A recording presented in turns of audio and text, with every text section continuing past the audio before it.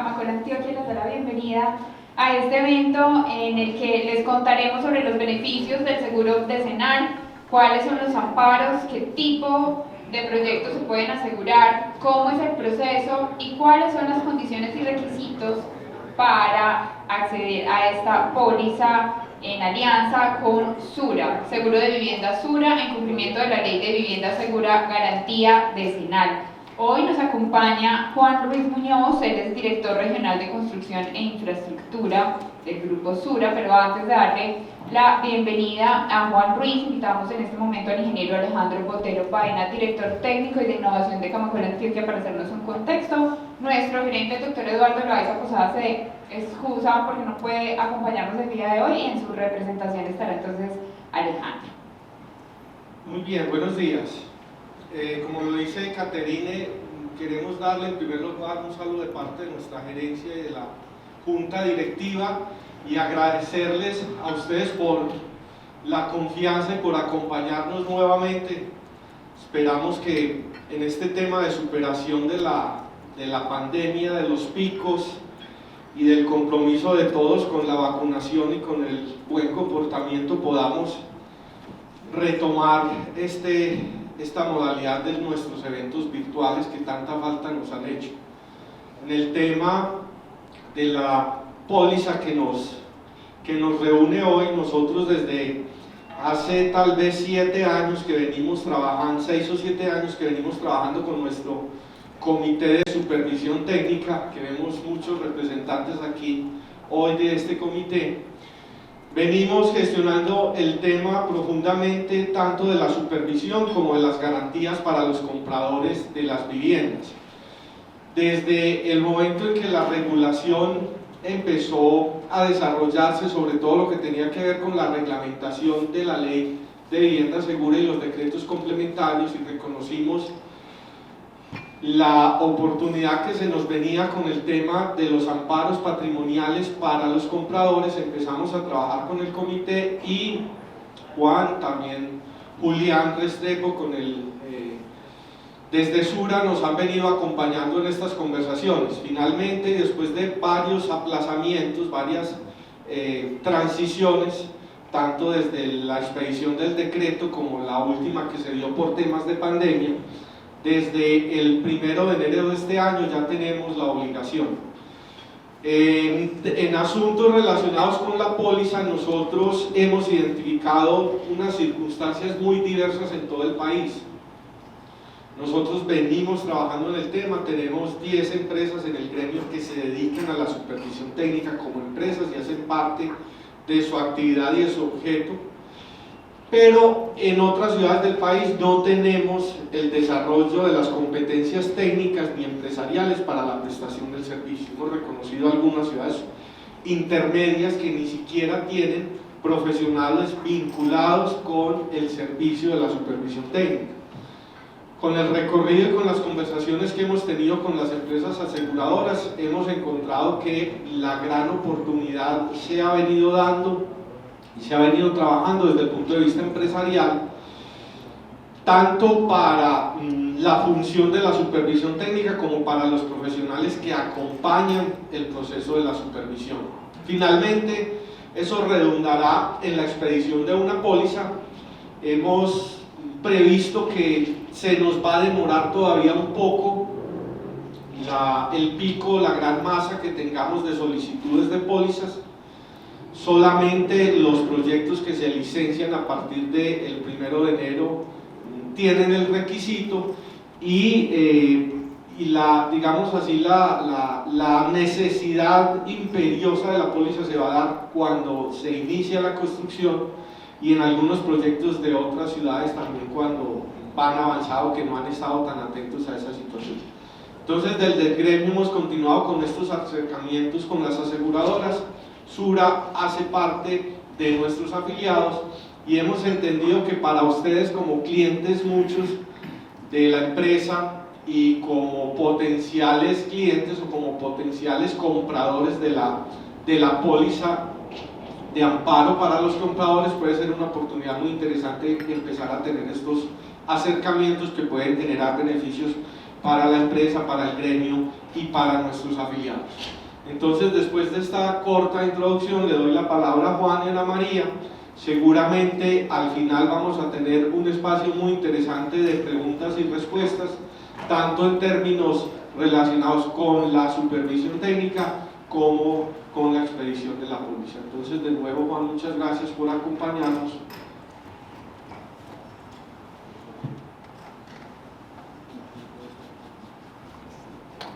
Muchas gracias. Bueno, muy buenos días para todos. Gracias Alejandro, gracias a Camacoloy por esta invitación. Como Alejandro se los decía, digamos, es algo en lo que venimos trabajando ya por varios años. Arranco por presentarme, mi nombre es Juan Ruiz, pues como lo decía yo soy el director regional de construcción e infraestructura que atiende a la regional Antioquia. Pues esos nombres de los cargos normalmente no son como tan claros, entonces solamente como para que tengan claridad, digamos que hoy estoy a cargo de la atención comercial a los diferentes clientes del sector construcción, es decir, empresas como ustedes, constructores, supervisores, geotecnistas, todas esas personas que están, digamos, relacionadas con el sector de la construcción. Y hace un par de años, pues vengo también de la parte técnica de la solución, entonces hace más o menos unos 4 años estábamos en la tarea pues de crear este producto, ¿cierto? Después de que, pues ya vamos a profundizar un poquito más, pero después de que sale la ley de vivienda segura y todo esto, pues digamos que nos ponemos en esa tarea. Bueno, la idea de hoy es contarles acerca del seguro de vivienda segura. Pues muchos dirán, venga, vivienda segura, ¿cómo así? ¿No era decenal? Pues aquí vale la pena dar claridad que, digamos, desde Sura lo hemos llamado vivienda segura, precisamente porque está hecho para proteger a aquellos compradores de vivienda, pero el seguro decenal es un nombre estandarizado que van a poder encontrar en el mundo, porque además no es un seguro nuevo, pues es un seguro que en países como España y Francia lleva 20 años comercializándose, inclusive eso nos ha servido mucho pues como para la creación y para la construcción de este. Y nosotros quisimos llamarlo vivienda porque aquí está estrictamente ligado a vivienda, y dejamos ahí o nos reservamos ese espacio de decenal, ya que como su nombre lo dice es por cobertura de 10 años, pero en un futuro pensamos que este podría ser el producto que aplique también para otro tipo de edificaciones, ¿cierto? No solamente viviendas, sino que en un futuro de pronto un proyecto de oficinas o un proyecto comercial va a querer el producto, y en ese momento pues entraremos ya a hablar del seguro decenal propiamente. Bueno, para arrancar un poquito, pues la idea es hablar como de la responsabilidad, ¿cierto? La responsabilidad que hoy tenemos, de acuerdo con la norma, hoy como constructores, por ejemplo, la responsabilidad que tenemos por esos 10 años, como nos lo imparte la norma, donde ese decreto 282 es realmente el que nos marca los parámetros para la construcción de este producto, el que nos dice, venga, qué es lo que tiene que cubrir, cuánto tiempo, quiénes son los asegurados, quiénes son los tomadores. Y vamos a profundizar mucho en este decreto, pero primero nos gusta arrancar como con un recorrido de las diferentes normas a las que tuvimos que recurrir cuando estábamos haciendo el producto.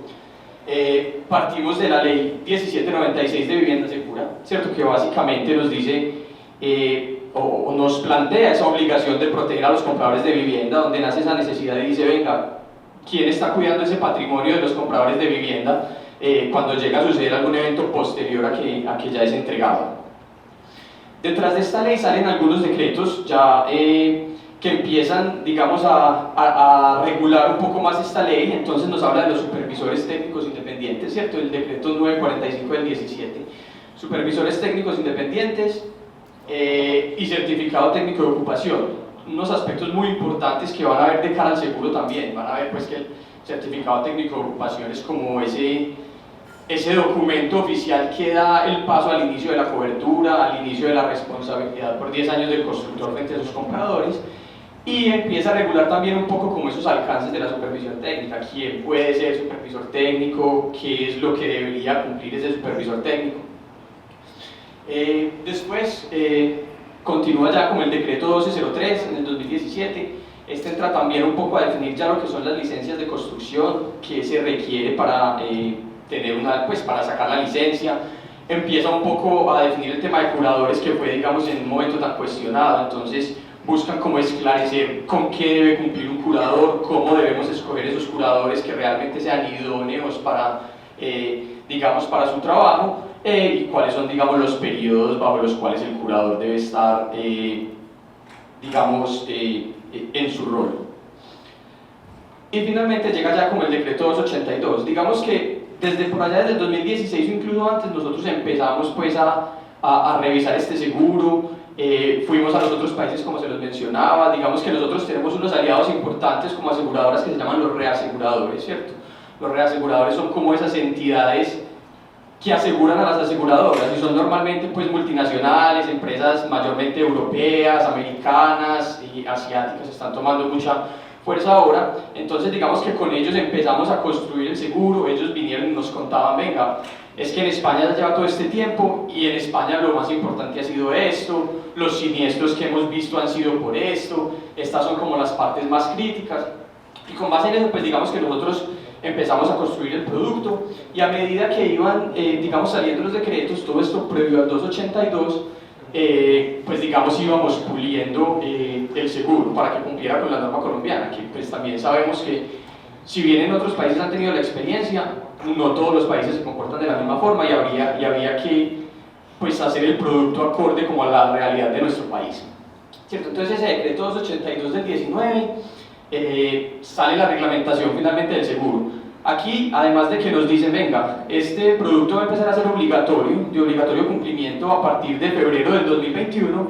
también nos dice, venga, el seguro debe tener estas coberturas que ya vamos a profundizar en ellas, debe tener una vigencia de 10 años, que es la responsabilidad que tienen, digamos, los constructores de cara a sus compradores, y nos regula también, y nos dice, y también están estos otros mecanismos, porque pues hay que ser claros, el seguro no es el único mecanismo, la única opción que tiene un constructor o un dueño de un proyecto hoy, digamos, para respaldar, sino que hay otras opciones que ellos tienen, como una carta bancaria, una fiducia, digamos, con el dinero por 10 años, pero realmente, pues, y no es porque seamos la aseguradora, vemos que lo más conveniente desde lo monetario, desde lo eficiente, podría ser el seguro, ¿cierto?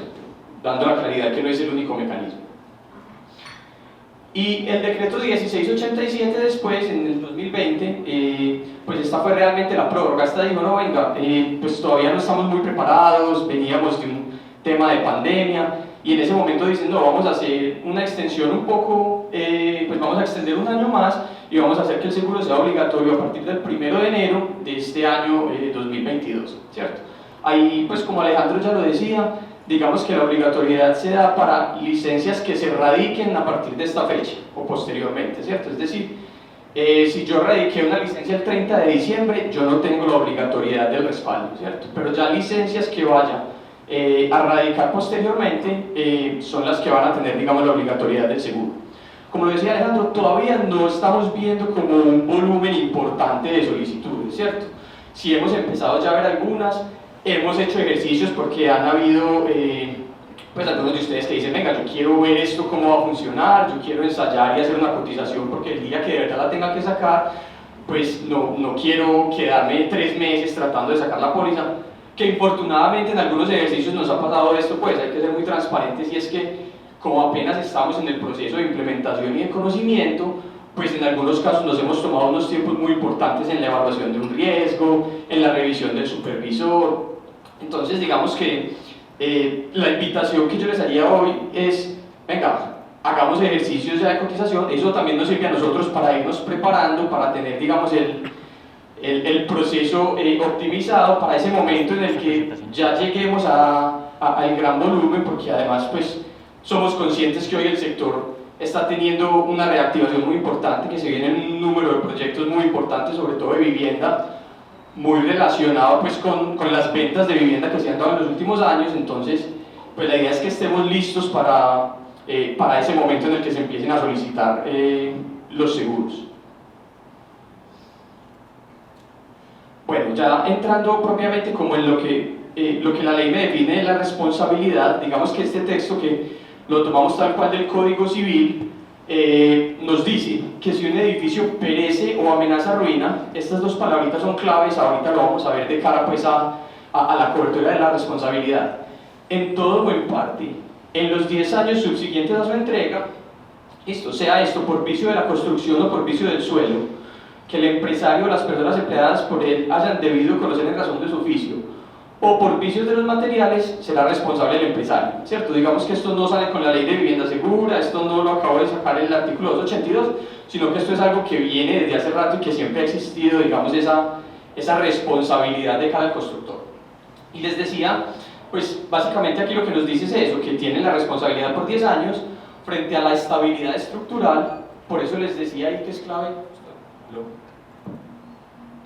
¿Me escuchan bien? Listo, entonces como les decía, que son clave estas palabras de perece o amenaza ruina, porque digamos que esto es de cara a la estabilidad estructural de un edificio, y por eso digamos que esto se vuelve tan importante. La norma posteriormente también nos define la ruina, ¿cierto? Entonces nos dice ruina, colapso total o parcial que impide su habitabilidad u ocupación debido al riesgo de pérdidas humanas, ¿cierto? Esa parte de debido al riesgo de pérdidas humanas también es importante como tenerla en cuenta. Ahorita profundizamos un poquito más porque a veces se puede volver un poquito subjetivo, ¿cierto? Puede ser de interpretación, ¿esto sí pone en riesgo las vidas humanas o no? Puede ir alguien y decir, venga, aquí sí hay una afectación estructural, pero entonces yo evacuo las personas y no hay riesgos de vidas humanas, ¿cierto? Entonces digamos que van a ver que de cara a eso pues también buscamos hacer algo de claridad, no queríamos que de pronto eso se nos volviera, como dicen por ahí, la letra menuda del seguro, y hicimos algo pues realmente para que ese tema de vidas humanas no quedara ahí como en el aire. Entonces, uno es que el edificio debe perecer ruina, que es que se caiga o se derrumbe, que siendo muy sinceros y de los estudios que hemos hecho, la probabilidad de esto es bastante baja, ¿cierto? Lo que realmente creemos nos vamos a encontrar cuando se llegue a dar de pronto algún siniestro de estos es más la amenaza de ruina, no tanto la ruina. Pues no vemos que haya mucha posibilidad de que realmente colapse un edificio, sino más bien que amenace ruina, y amenazar ruina es esos casos donde hay un deterioro o una falla estructural en el edificio, que vengan y digan, venga, no, el edificio no es seguro, el edificio se debe evacuar, porque por las fallas estructurales que está teniendo en algún momento podría llegar a perecer ruina, ¿cierto? Y nuevamente se dice que impida su habitabilidad o ocupación debido al riesgo de pérdidas humanas. ¿Listo? Entonces esos serían como los dos casos, y van a ver también que eso, que haya ruina y amenaza de ruina, es como lo que activa la responsabilidad realmente del constructor y la cobertura del seguro. Ya vamos como a hablar un poquito más de eso.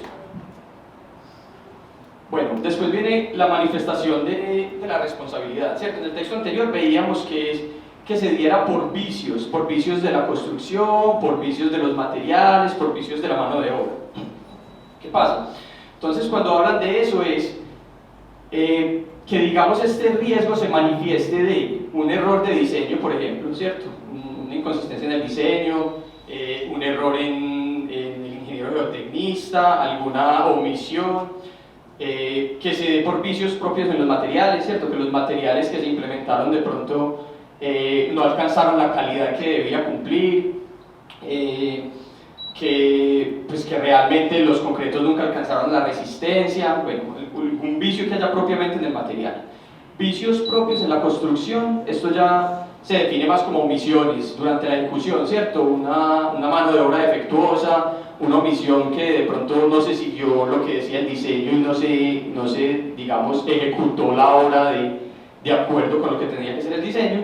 Y los vicios en el suelo, y digamos de lo que hemos investigado, de lo que hemos revisado con los reaseguradores, de lo que ha pasado como en los otros países, creemos que es la parte como más difícil de predecir, ¿cierto? El suelo es como la parte más compleja. Sabemos pues que un estudio de suelos es unos apiques aleatorios en un punto, pero pues nunca está 100% garantizado que si yo hice el apique aquí, a los 2 metros no me va a cambiar el tipo de suelo que tengo, ¿cierto? O que si la norma me decía que tengo que bajar 10 metros, a los 12 metros de pronto no va a haber un cambio importante, o va a haber una bolsa de agua o unas aguas subterráneas que de pronto me puedan afectar la estabilidad del proyecto.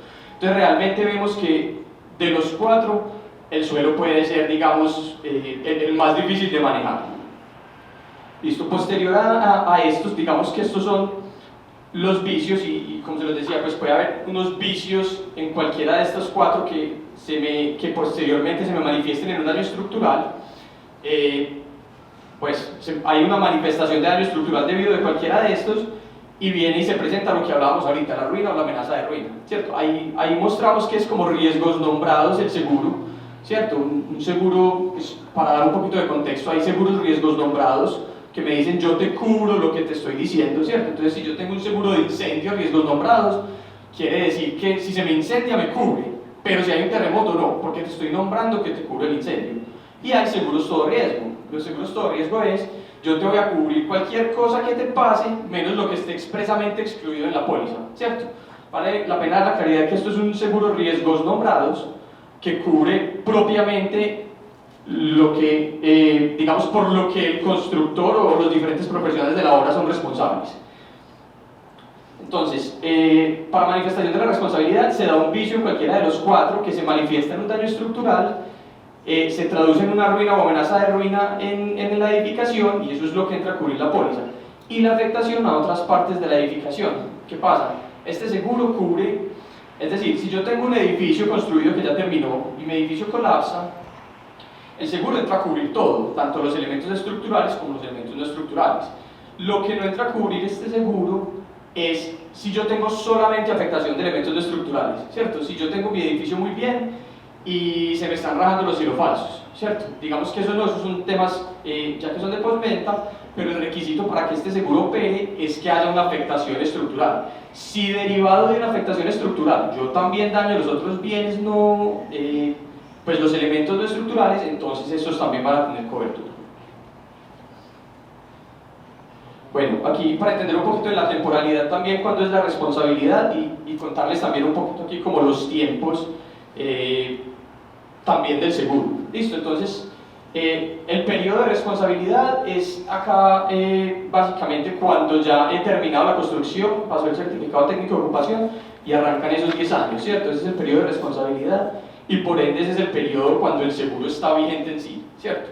Sin embargo, digamos de cara a este seguro y del análisis de riesgo, que ya vamos a hablar un poquitico más como de cara a los riesgos, hay un seguimiento y un acompañamiento muy importante en las etapas previas a terminar, en el periodo de construcción, que es sumamente importante, pero también por acá en la parte pues, del análisis del riesgo previo al inicio de la construcción. Hoy en día, ustedes se preguntarán, nosotros cuándo recomendamos o cuándo creemos que es el mejor momento para solicitar el seguro, y es por acá, ¿cierto? Es por aquí. Posterior al diseño y antes o despuesito de que se da la licencia de construcción. Y importantísimo que sea antes del inicio de la construcción de la obra. ¿Listo? ¿Por qué? Porque para nosotros es muy importante, ya lo vamos a ver de cara al análisis de riesgo, ese acompañamiento que hay por parte de un supervisor técnico y los diferentes profesionales involucrados que se den durante la ejecución de la obra. Entonces, ¿qué pasa? La invitación hoy es, venga, tratemos de, si yo voy a solicitar la póliza, pidámosla previo a que iniciemos la construcción.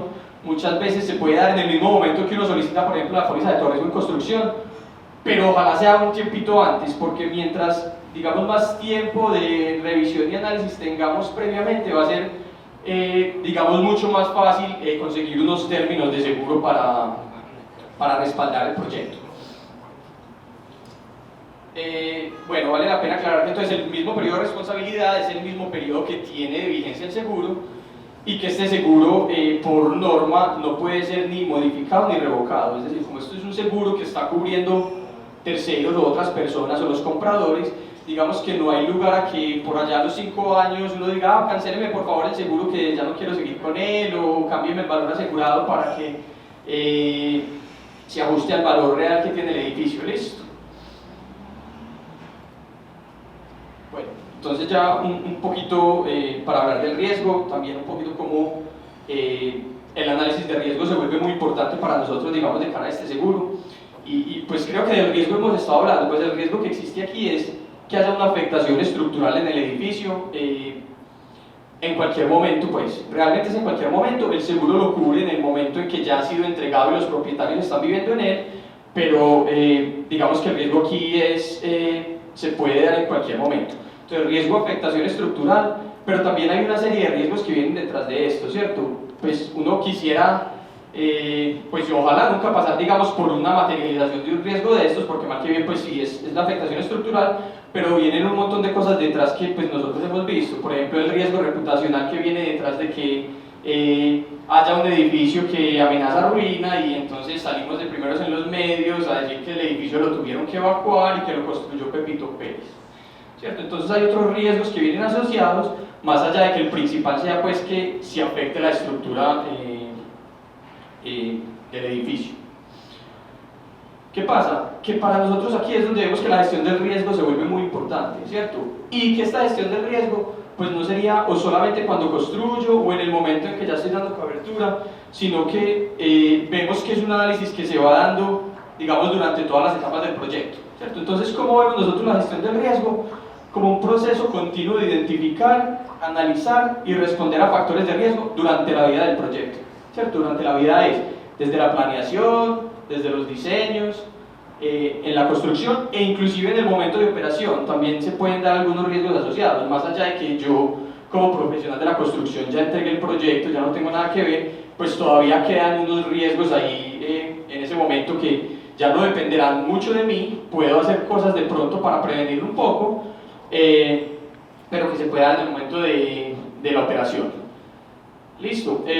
La gestión de los riesgos adecuada para nosotros implica el control de posibles eventos futuros, es decir, si yo desde el momento en que hicieron los diseños, revisé los diseños y logré identificar algún error, pues es mucho más fácil uno corregir y decir, ah no, venga, es que esto hay que corregirlo, incluso antes de que arranque a construir, que si yo ya tenía media torre y me di cuenta que había un inconveniente estructural ahí y me va a tocar hacer una reparación de todos los pisos que ya llevaba construidos, ¿cierto?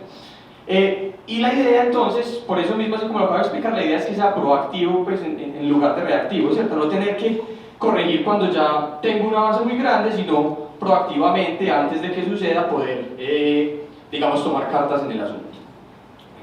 Solamente acá como por darles algunas ideas de pronto riesgos que podemos evidenciar en cada uno de los momentos, ¿cierto? Tenemos hoy que pues, uno en la planeación se puede encontrar con que pueden haber errores en la determinación del uso que tendrá la edificación, una falta de conocimiento o contexto del proyecto, inestabilidad que haya en el sector, cambios regulatorios que se puedan dar, digamos, durante este proceso de planeación, y fallas de pronto en la identificación de los recursos con los que voy a desarrollar el proyecto, pues no tener como claro un presupuesto pues un poquito desfasado o algo por el estilo.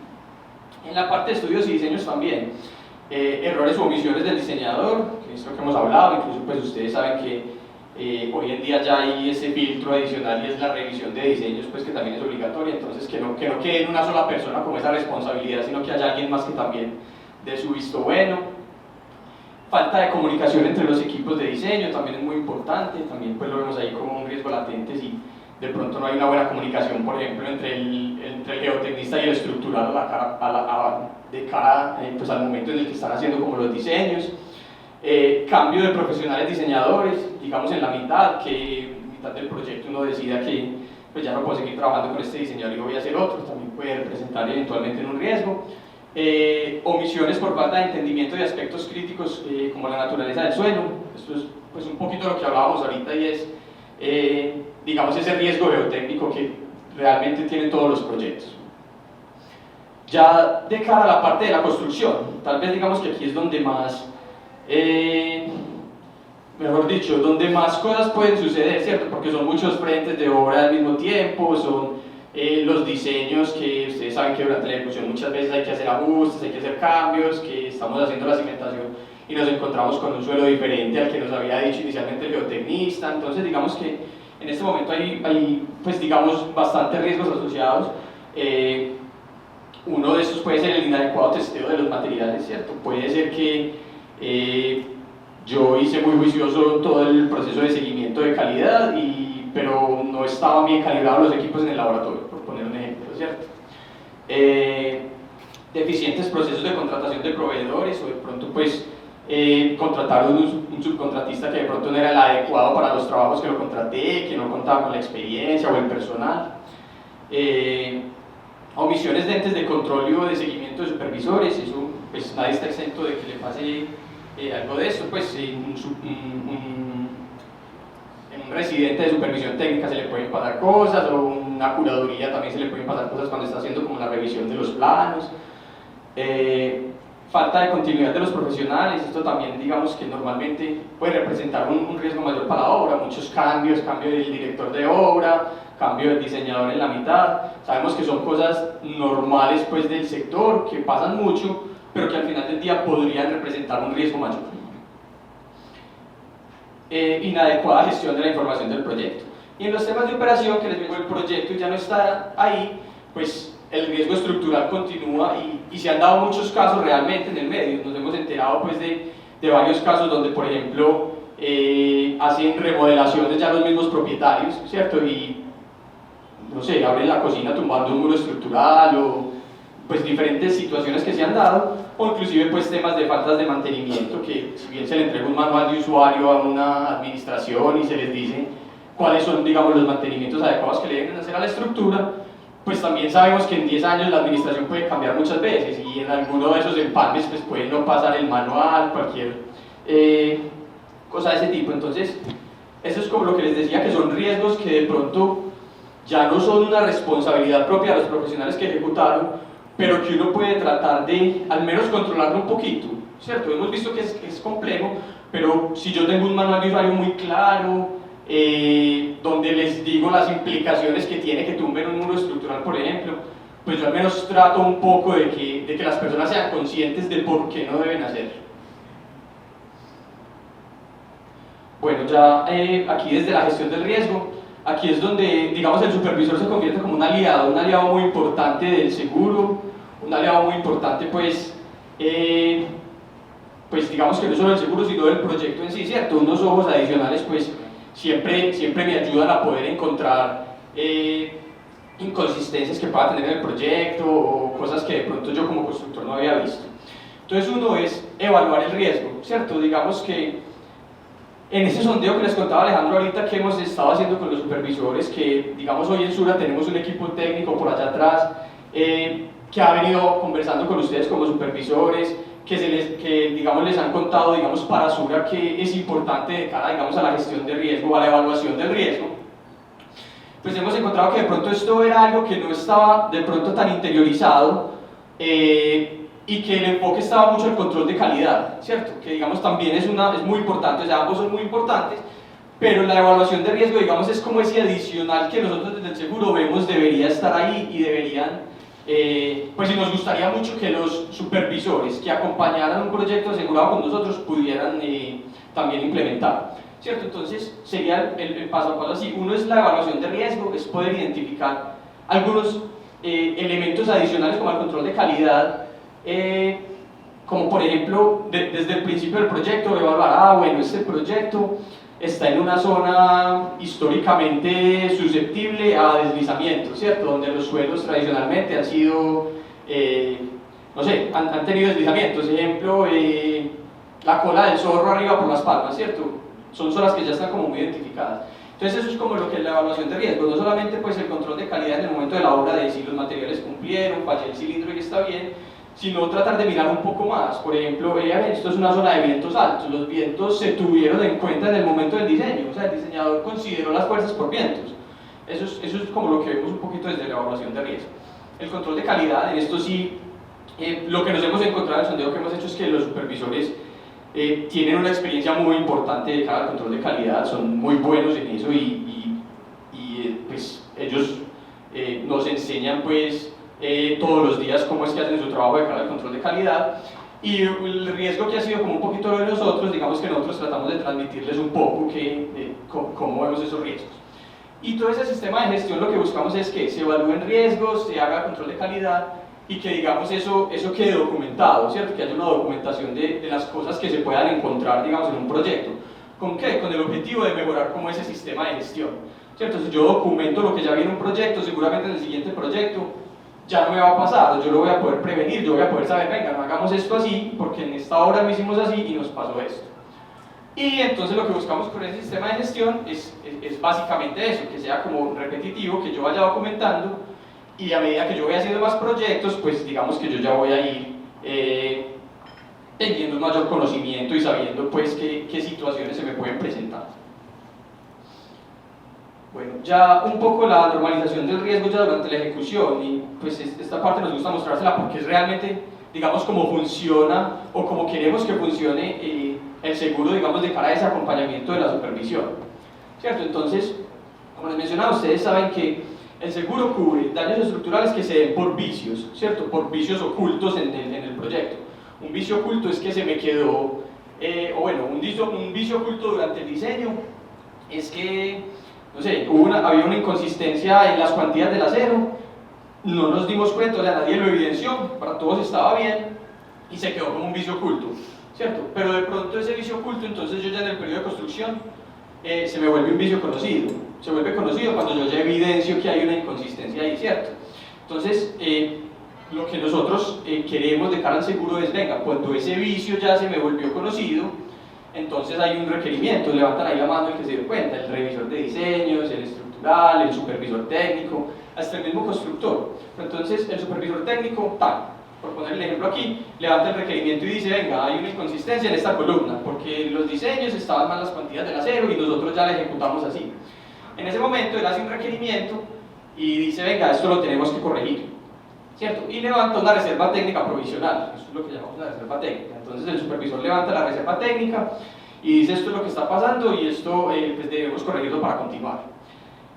Si esta reserva ya es atendida satisfactoriamente, digamos que ya levantamos, se levanta pues la reserva técnica y se continúa sin ningún problema hasta emitir el seguro. O si se queda la reserva técnica que realmente no se subsana, entonces ahí hay una posibilidad de que, digamos, sin corregir esto no puede haber seguro, ¿cierto? Y no puede iniciar la cobertura.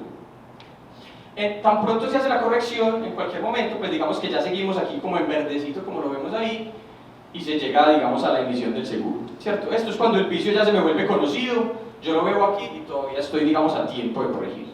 Cuando se me queda el vicio oculto, y se mantiene oculto, y se me hace conocido ya por aquí, cuando ya entregué y todo, pues digamos que ahí es cuando entra el seguro y cubre, digamos, lo que haya pasado, ¿cierto? Entonces puede ser, aquí estuvo el error de diseño, nunca lo supimos, ejecutamos todo, y por aquí, se evidenció pues empezó a ver que la estructura estaba fallando, determinaron que había una amenaza de ruina, y después se devolvieron y se dieron cuenta que era asociado al error de diseño que nunca se identificó.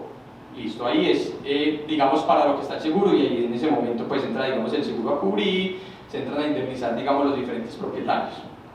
Entonces esto era simplemente como para entender un poquito cómo vemos esa parte de la normalización del riesgo y cómo operaría, digamos, pues en el momento en el que ya estemos, digamos, con el seguro, que aquí todavía no va a haber seguro, ya lo vamos a ver, porque aquí hay apenas un acuerdo, y la cobertura va a iniciar aquí normalmente, aquí es donde uno dice, listo, ya inician los 10 años de cobertura.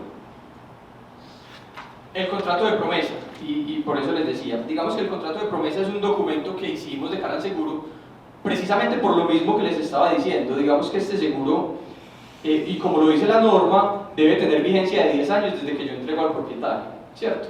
Entonces nosotros empezamos a decir, venga, pero si es tan importante que podamos acompañar el proyecto desde el principio, desde que van a iniciar la construcción, nosotros cómo hacemos un seguro que inicie la construcción, pero que realmente tenga la cobertura por allá 3 años después cuando termine el proyecto.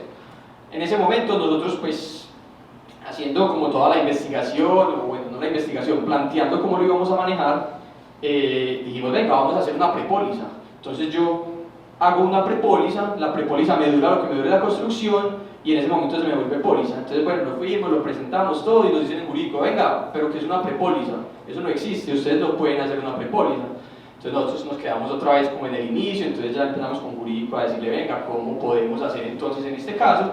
Y ahí fue donde nació el contrato de promesa, ¿cierto? El contrato de promesa creo que ustedes lo conocen pues muy bien, lo conocen mucho mejor que nosotros, y es básicamente un contrato donde se dice, venga, en este momento hacemos un acuerdo para emitir una póliza así, en el momento en que se cumpla con todo, es, se ejecute toda la obra, se emita el certificado técnico de ocupación por parte del supervisor, y en ese momento ya estamos comprometidos a generar la póliza, ¿cierto? Es como los contratos de promesa de comprar una casa, ¿cierto? Cuando uno dice, venga, yo le voy a comprar a usted la casa, en 6 meses le voy a pagar tanto, y después el banco desembolsa, y en ese momento hacemos efectiva la compra de la casa.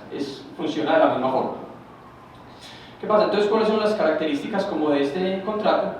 Ya ahorita en una línea de tiempo les muestro como dónde se daría la firma del contrato y dónde, digamos, se daría ya como el inicio de la cobertura de la póliza. pero entonces es un documento preparatorio para la futura póliza que se va a dar.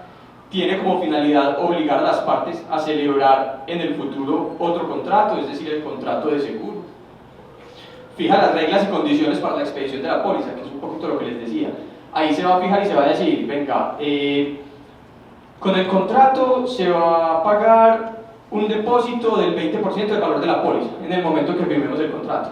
Y después de esto vamos a pagarles el resto de la prima mensualmente durante la construcción. O no, para nosotros es mejor pagar el resto de la prima al final cuando yo voy a terminar, que tenemos flujo de caja, ¿cierto? Eso ya digamos es algo que se pacta, queda establecido en ese contrato y digamos que son las reglas que se deben cumplir, y no solamente pues las del pago de la prima, también las de el acompañamiento del supervisor, que el supervisor emita el certificado técnico de ocupación, porque si no lo emite pues entonces tampoco hay lugar a que se haga la póliza. Todas estas condiciones se dejan pactadas en ese contrato.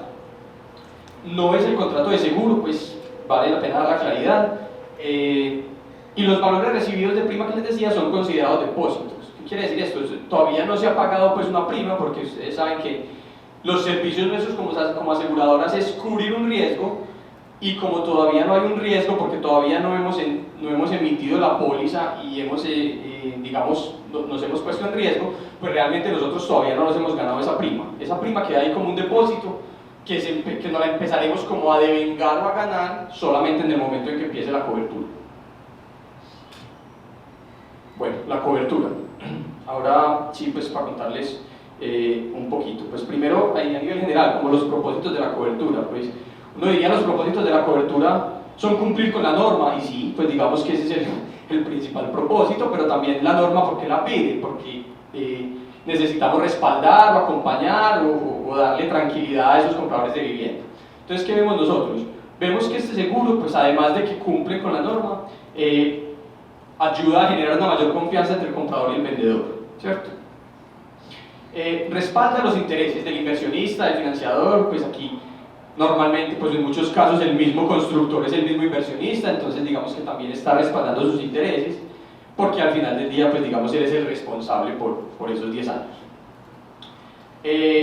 Pues que sea un mecanismo adecuado de respaldo patrimonial para el comprador, digamos que esto fue lo principal, esto fue por lo que salió, digamos, la ley. Bueno, similar pues al de respaldar el interés, también garantizar la sostenibilidad de los desarrolladores, ¿cierto? Mal que bien, pues haciendo el pago están cuidando el patrimonio también de los desarrolladores, pero digamos que también está ayudando a mitigar un poco ese impacto que pueda tener, que se materialice un riesgo de estos, como lo hablábamos ahorita, pues ese impacto que puede ser el que evacúen un edificio que yo construí, que los medios de comunicación se me vengan encima y que armen un alboroto pues por eso. Listo. Las partes del seguro, ¿quiénes están en el seguro? Digamos que esto está pues bien determinado en la norma nos dice cómo debe ser, pero bueno, primero hay un tomador del seguro. Ustedes saben pues que el tomador de un seguro es como esa persona encargada de pagar la prima, ¿cierto? Entonces el tomador es el dueño del proyecto, el promotor o el constructor. Cualquiera de estos, la norma hoy lo define como el enajenador del proyecto, ¿cierto? ¿Quién debería ser? Como esa persona que firma la venta del inmueble, o sea, esa persona o esa empresa que le está entregando el inmueble como a ese comprador. El tomador también tiene un papel importante en este seguro, o diferente, digamos, a los otros seguros, y es que en este seguro el tomador es digamos, la persona encargada de pagar el deducible, ¿cierto? ¿Qué pasa? El deducible en este seguro también está regulado por la norma, y la norma dice, para que pues, lo tengan en cuenta también en el momento de mirar propuestas, el deducible puede ser máximo el 0.5% del valor asegurado, ¿cierto? Eso es lo máximo, no puede ser más alto porque estamos cubriendo, digamos, terceros. Puede ser más bajito, sí, puede ser que alguien diga, no, yo le voy a dar el 0.3 o el 0.2. Y debe estar a cargo del tomador, que es lo que les digo que es diferente. Normalmente en un seguro, cuando uno paga un deducible, uno como asegurado y beneficiario lo hace. Es decir, yo soy el beneficiario de la póliza, a mí me pagan lo que perdí pues por el siniestro menos el deducible, me descuentan el deducible de la indemnización, ¿cierto? En este seguro, como los beneficiarios son los terceros compradores, la norma dice, venga, quien tiene que asumir ese deducible es el tomador, o sea, el constructor o dueño del proyecto que haya tomado el seguro. Después están los asegurados y beneficiarios. Los asegurados y beneficiarios, pues, creo que lo hemos hablado mucho, son los compradores de la vivienda, ¿cierto? Y de cara a la póliza se deja exactamente con este texto que ven aquí, que es quien figure en el folio de la matrícula como propietario, ¿cierto? Como propietario del inmueble. ¿Para qué se hace esto? Porque ustedes saben que un inmueble, pues, hay una alta posibilidad de que yo en los 10 años que voy a tener el inmueble lo vaya a vender, lo vaya a transferir, cualquier cosa. Y realmente, pues, quien debe ser el que se beneficie del seguro es el que sea el propietario del inmueble en el momento que suceden los hechos. Entonces esto se pone así de forma innominada, es decir, no se dice el propietario es Juan, el propietario es Camilo, porque si Camilo no es el dueño del inmueble, pues no tendría por qué ser beneficiario después. Y si lo dejamos así, se nos vuelve una operatividad muy grande y no tener que decir, cada que vendí un apartamento que tiene póliza, entonces tenemos que ir y decirle a la aseguradora, este asegurado del apartamento 308, cámbiemelo por este otro señor, ¿cierto? Entonces más bien se deja así y en el momento de un evento, pues quien venga y me demuestre que es el propietario con la matrícula del inmueble, pues a esa persona es quien se le indemniza el seguro. Y el supervisor técnico independiente, que creo que hemos hablado pues mucho de él también, porque es muy importante pues digamos de cara al seguro, y es pues quien realiza la supervisión y quien emite el certificado técnico de ocupación, que ya vimos pues que ese certificado técnico de ocupación es como da ese aval que dice listo, ya esta obra se ejecutó cumpliendo con la norma, cumpliendo con los diseños, está bien, y vamos para adelante. Y ese supervisor, pues es de cara al seguro, que es como lo que hablábamos ahorita en el tema de riesgos, es quien hace también como una gestión de riesgo, por eso lo vemos mucho como un gestor de riesgos, pues de cara a lo que es el seguro decenal y de cara a lo que es el proyecto realmente. Listo, los temas del valor asegurado, digamos que este también fue pues tema de discusión, ¿cierto? Digamos que habían diferentes opiniones de cara a cuánto debería ser el valor asegurado. Habían partes que decían, pues si estamos protegiendo a un comprador, ¿por qué no le hacemos, pues por tener valor comercial, que es lo que realmente el comprador está pagando por el inmueble? Pero también había pues pues el valor comercial tiene unas variables importantes en el tiempo, entonces puede variar de gran forma porque construyeron un puente que pasa por el balcón del apartamento que yo tenía, o porque le hicieron un centro comercial al lado, entonces se me valorizó, por diferentes motivos pues que se pueden dar durante ese periodo. Entonces finalmente ya se determinó y la norma salió hablando de que el valor asegurado era los costos de construcción. Entonces aquí me dice costos directos e indirectos de construcción.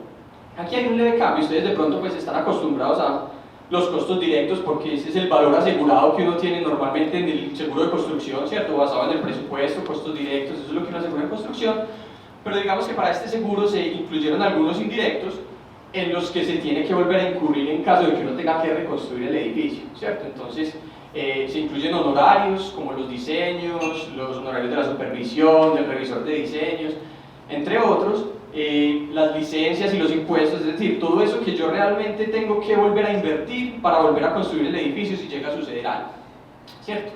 No se incluyen los temas de lotes y los terrenos, esto no es asegurable, digamos, bajo esto, porque al final del día pues el lote continúa ahí, ¿cierto? El lote sigue estando ahí más allá que se me caiga el edificio y sigue siendo pues de las personas.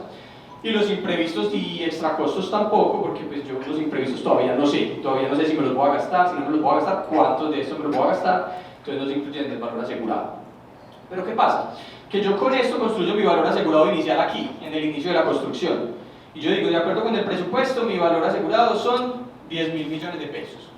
En ese momento, pues digamos que hacemos la promesa de compraventa y decimos, este es el valor asegurado con el que se va a iniciar la obra, pero por allá cuando termine, yo digo, no, es que yo no me gasté 10.000 millones, sino que yo me gasté 11.000 millones, cuando realmente ejecuté, ¿cierto? En ese momento, y ya para que inicie el seguro, se debe actualizar ese valor, ¿cierto? Y se debe pasar el valor, digamos, real que invertí en la ejecución del edificio.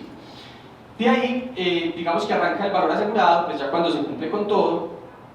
Y también hay otro aspecto, y es que venga, yo en 10 años o en 8 años no voy a invertir el mismo dinero para construir un edificio, ¿cierto? Bien sabemos pues que si hoy construyo por 10 millones, seguramente en 8 años voy a construir, no sé, por 15. Entonces, en ese momento, la norma sale y dice, venga, ese valor asegurado inicial que usted tiene aquí, me lo tiene que ir indexando año a año, ¿cierto? Y me lo tiene que indexar con el IPC. Es decir, entonces en el año 1 yo incremento el porcentaje del IPC del año anterior. Entonces yo puedo arrancar la cobertura con 10.000 millones, como dijimos ahorita, y terminar por aquí en el año 10 con 15.000 millones de valor asegurado expuesto, ¿cierto? Esto digamos que está por norma, y también como para que tengan entendimiento, esto es algo que ya está considerado en la tasa, ¿cierto? No es que cada año yo voy a aumentar el valor asegurado y entonces le cobro otro poquito, y lo aumento y le cobro otro poquito, no. Esto digamos en lo que se pacta desde el principio que va a valer el seguro, desde esa cotización inicial, está contemplando esta indexación del valor asegurado, entonces no va a haber pues cobros adicionales por incrementos.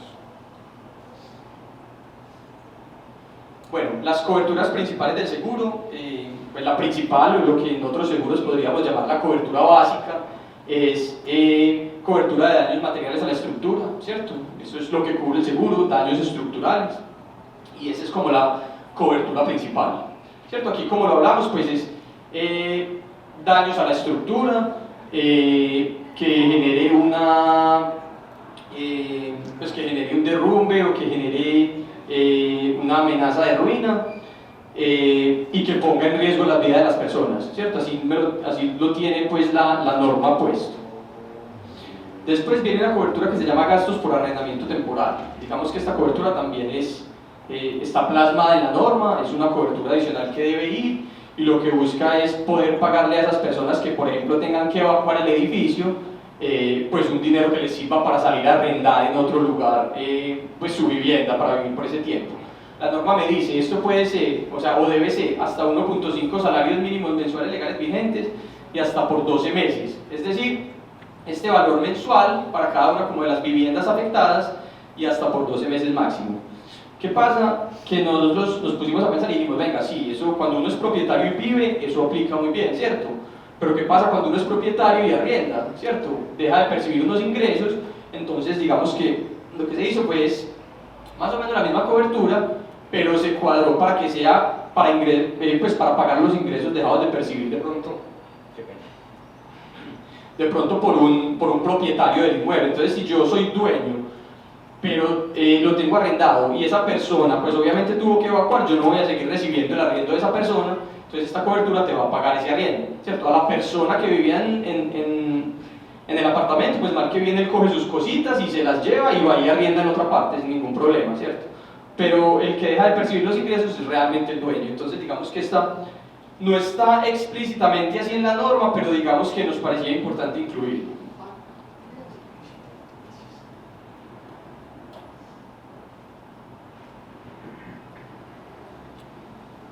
Bueno, otra de las coberturas que también sale ahí son los gastos para adelantar los estudios para determinar la ocurrencia del siniestro.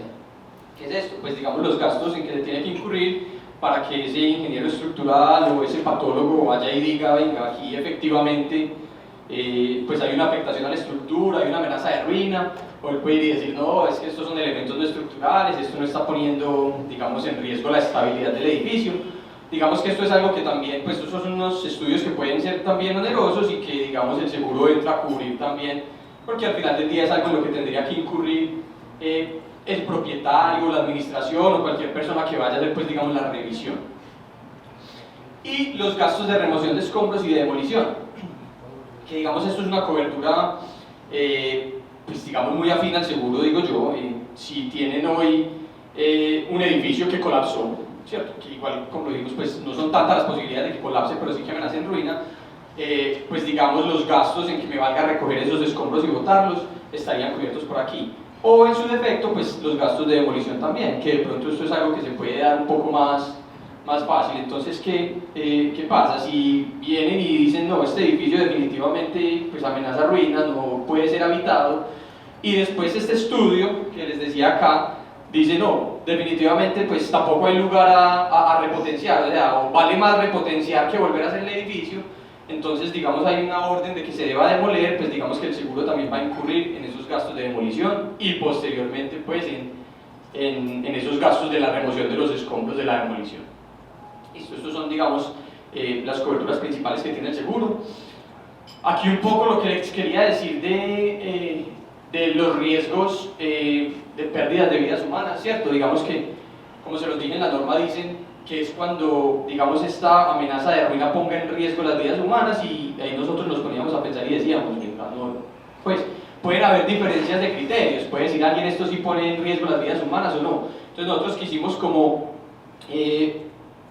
digamos, ser muy claros en esto y decir, venga, no queremos que esto de pronto quede como lo que dicen la letra chiquita del seguro, ¿cierto? Donde uno dice, venga, sí tengo una afectación estructural, pero es que aquí no dicen que ponga en riesgo las vidas humanas, entonces el seguro no te va a pagar por eso, ¿cierto?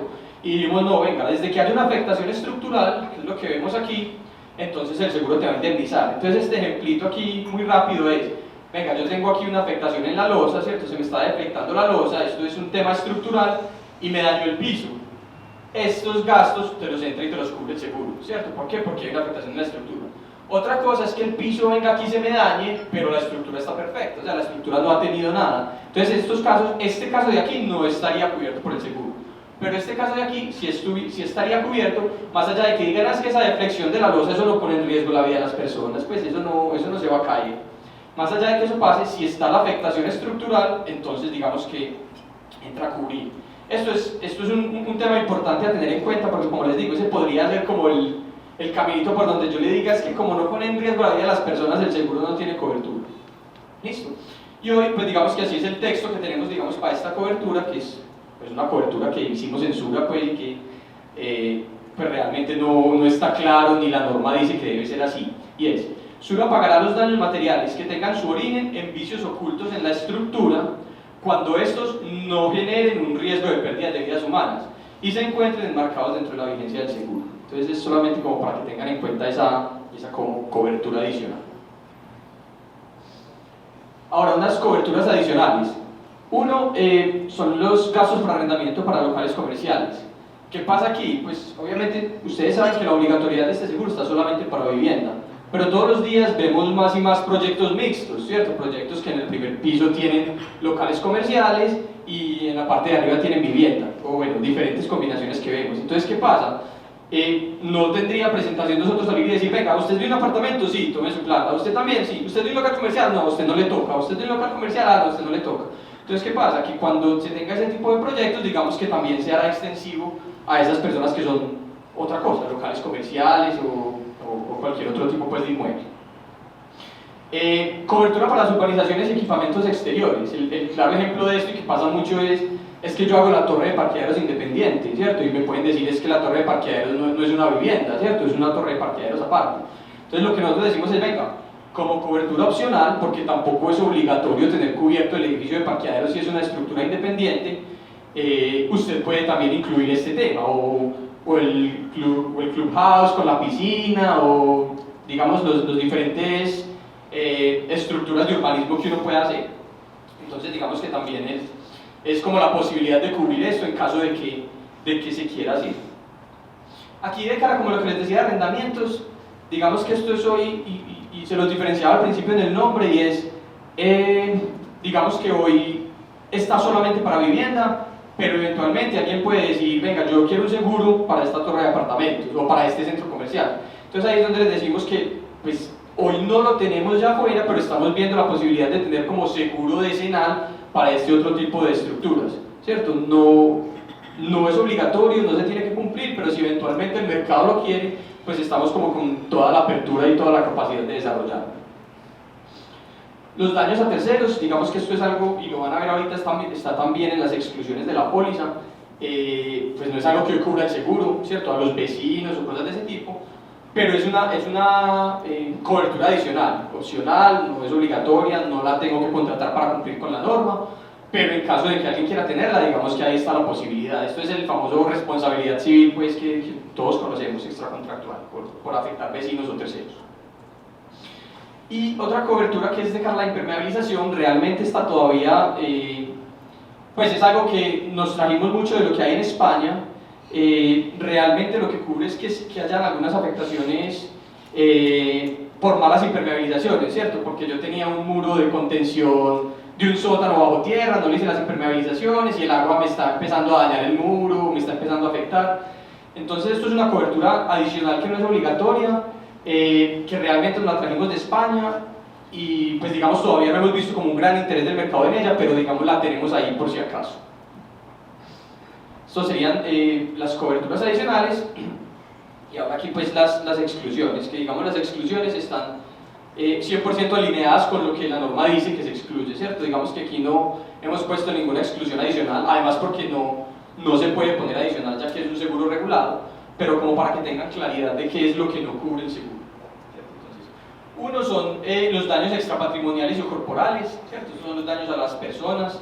Digamos que esto es un seguro de daño material que cubre puntualmente lo que estoy asegurando que es el edificio, ¿cierto? Entonces, digamos que daños a personas propiamente o que estaban dentro de la edificación cuando sucedió el hecho, entra a cubrir este seguro. Los daños a los vecinos, es lo mismo que les conté, pues estos ya son terceros, ¿cierto? Está esa opción de responsabilidad civil, pero realmente el seguro en sí, el seguro estrictamente alineado con la norma, no entra a cubrir los daños que se generen a los vecinos. Los daños a bienes muebles, pues digamos que también es lo mismo, un poco similar. Los bienes muebles son el sofá, el televisor, todo esto pues que está, digamos, dentro de los inmuebles, no es algo por lo que pues no es algo que tenga cobertura de cara al seguro. Modificaciones luego de terminada la edificación. Esto era como un poquito el ejemplo que hablábamos ahorita, ¿cierto? El que vino y tumbó el muro estructural porque se veía mucho mejor así la cocina y todo. Digamos que esto no es algo imputable al constructor, no es imputable al supervisor, no es imputable al diseñador. Realmente esto es una decisión que ya tomaron los mismos propietarios.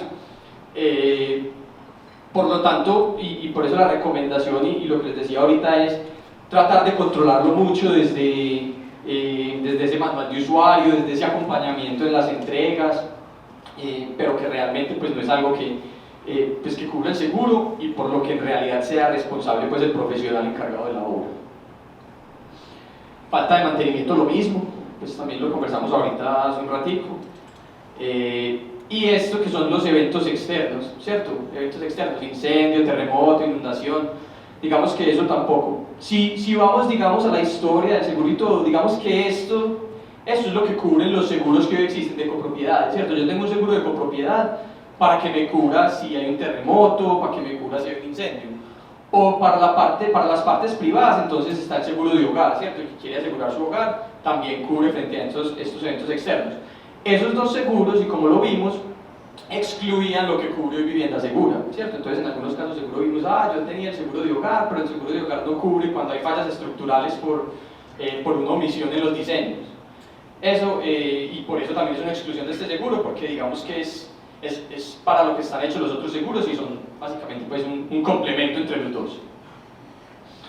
Y el uso indebido, pues esto es muy similar a las otras dos que veíamos, pero pues el uso indebido en un ejemplo práctico es el que hizo la piscina en el balcón y de pronto el balcón no estaba diseñado para soportar la carga de una piscina, o el que dijeron es que la unidad no tiene gimnasio, entonces montamos el gimnasio en el apartamento 802 y digamos que no estaba diseñado como para soportar estas cargas.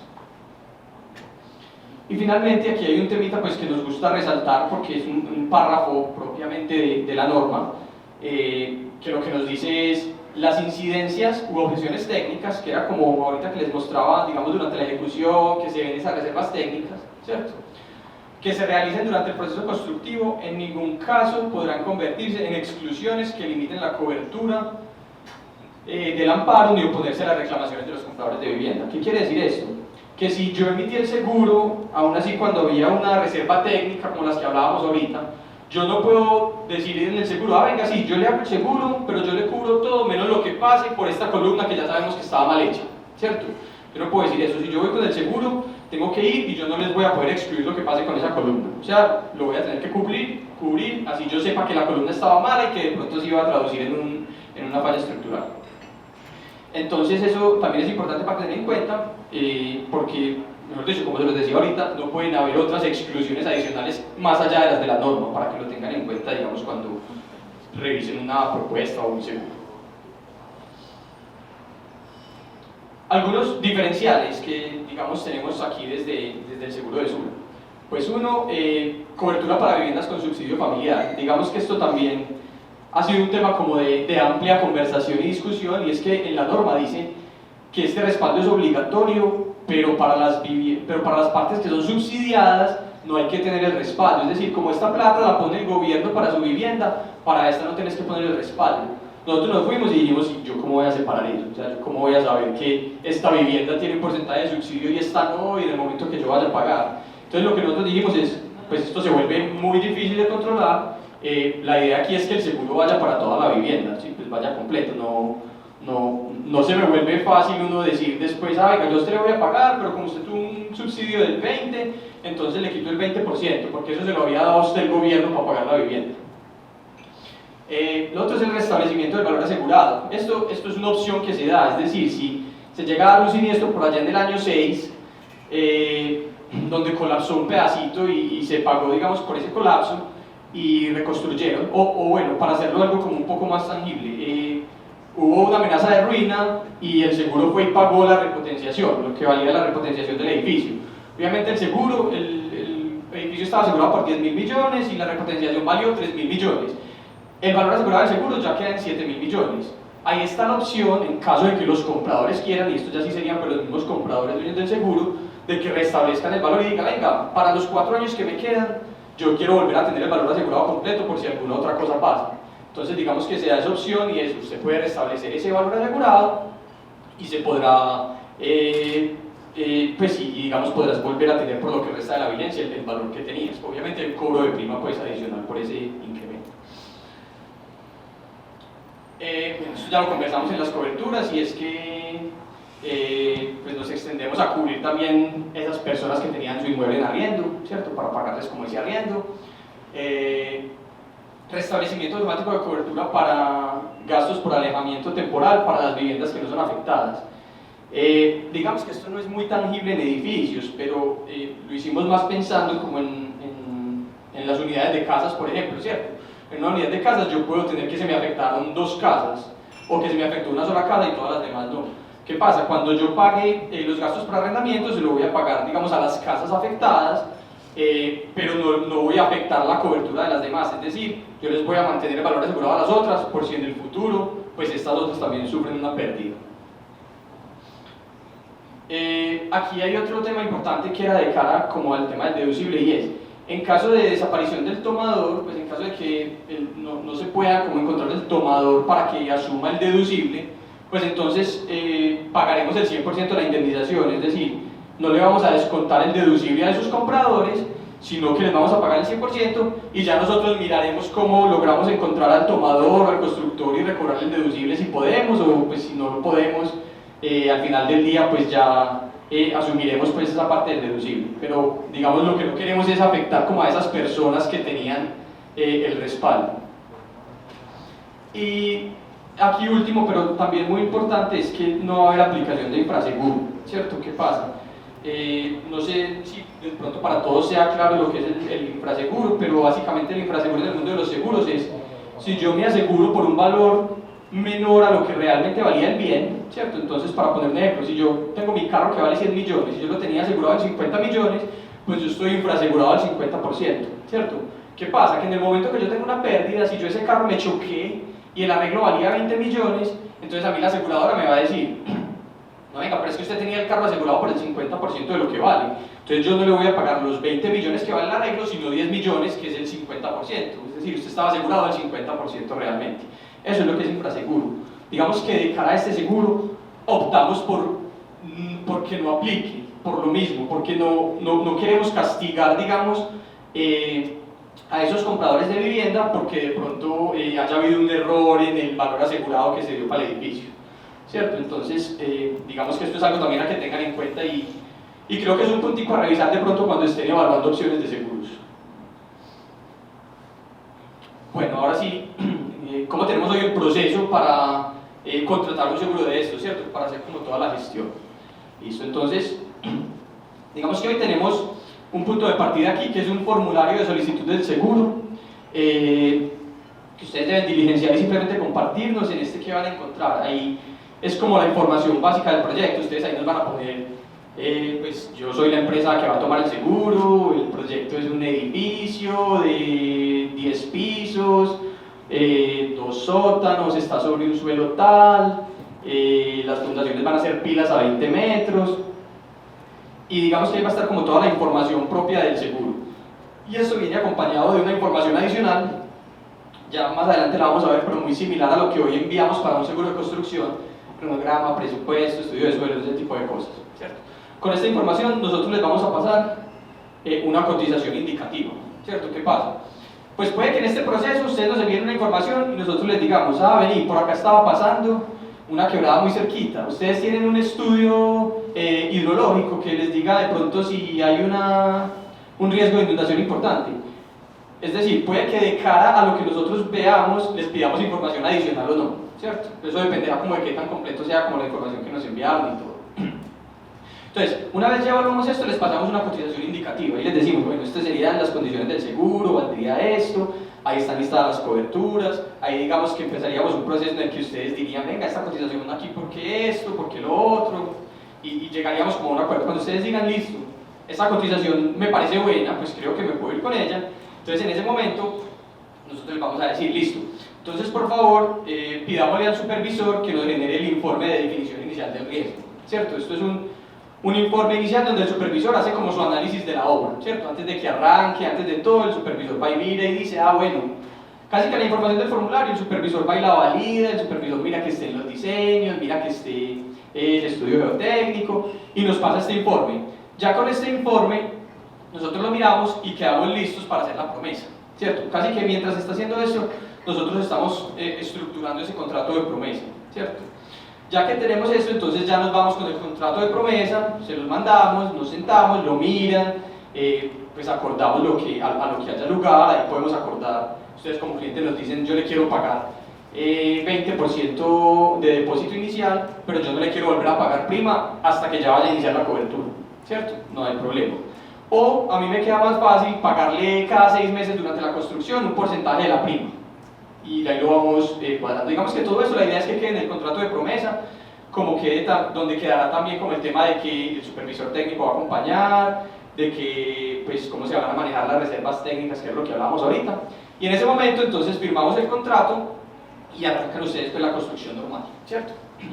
Y al final, cuando termina la construcción, el supervisor, actualizamos el valor asegurado como se los decía ahorita, el supervisor emite el certificado técnico de ocupación, informe final de obra, entonces ya se emite la póliza por los 10 años, de acuerdo como a lo que se había pactado en el contrato de promesa. Y ahí arranca, digamos, ya como la vigencia de la póliza. Y ya para terminar, aquí simplemente pues, quería mostrarles los documentos que se requieren, que les mencionaba ahorita, ¿cierto? Entonces, uno es el formulario de solicitud que les conté, donde está la información, una memoria descriptiva del proyecto, pues aquí, mientras más información nosotros tengamos, es mejor para nosotros, porque más fácil entendemos el riesgo, ¿cierto? Pero nosotros hemos recibido memorias descriptivas que dicen, voy a hacer un edificio de 10 pisos, o hemos recibido memorias que nos dicen edificio, en concreto reforzado, de 10 pisos, fundaciones tal. Como les digo, mientras más completa sea, mejor, porque nos permite entender mejor el riesgo. El cronograma detallado de la obra, este es el mismo pues, que normalmente solicitamos para construcción. El presupuesto detallado también. Recuerden que a diferencia de construcción, pues aquí sí incluimos algunos costos indirectos, entonces también es bueno conocer esos valores de los costos indirectos de honorarios de diseño, de honorarios de estudio de suelos, todas estas cosas.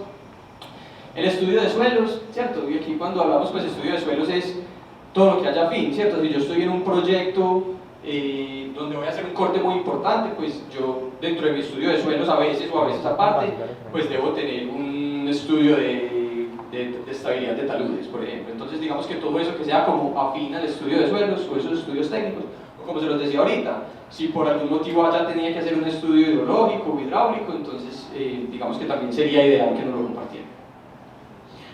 Licencia de construcción, esta digamos pues si ya la tienen no la pueden compartir, si todavía están en proceso pues si todavía no la tienen también está bien y podemos proceder digamos sin esto. Planos arquitectónicos, planos estructurales y ya las hojas de vida de los intervinientes. ¿Qué pasa? Este tema de las hojas de vida pues digamos que se da la primera vez, ¿cierto? Cuando me pediste la primera vez el seguro y yo no conocía quién eras tú como constructor, ¿cierto?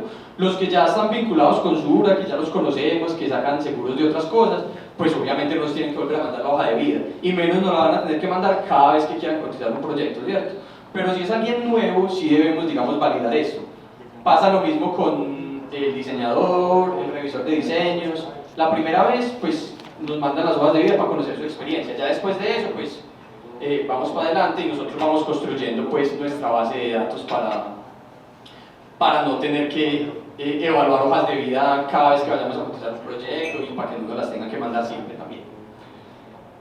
Y ya aquí, para terminar, digamos ya para el contrato de promesa, era esto que les decía, que es ese informe como de definición inicial del riesgo, que es ese el primer informe que emite el supervisor técnico en su momento, donde nos da también su concepto de riesgo del proyecto.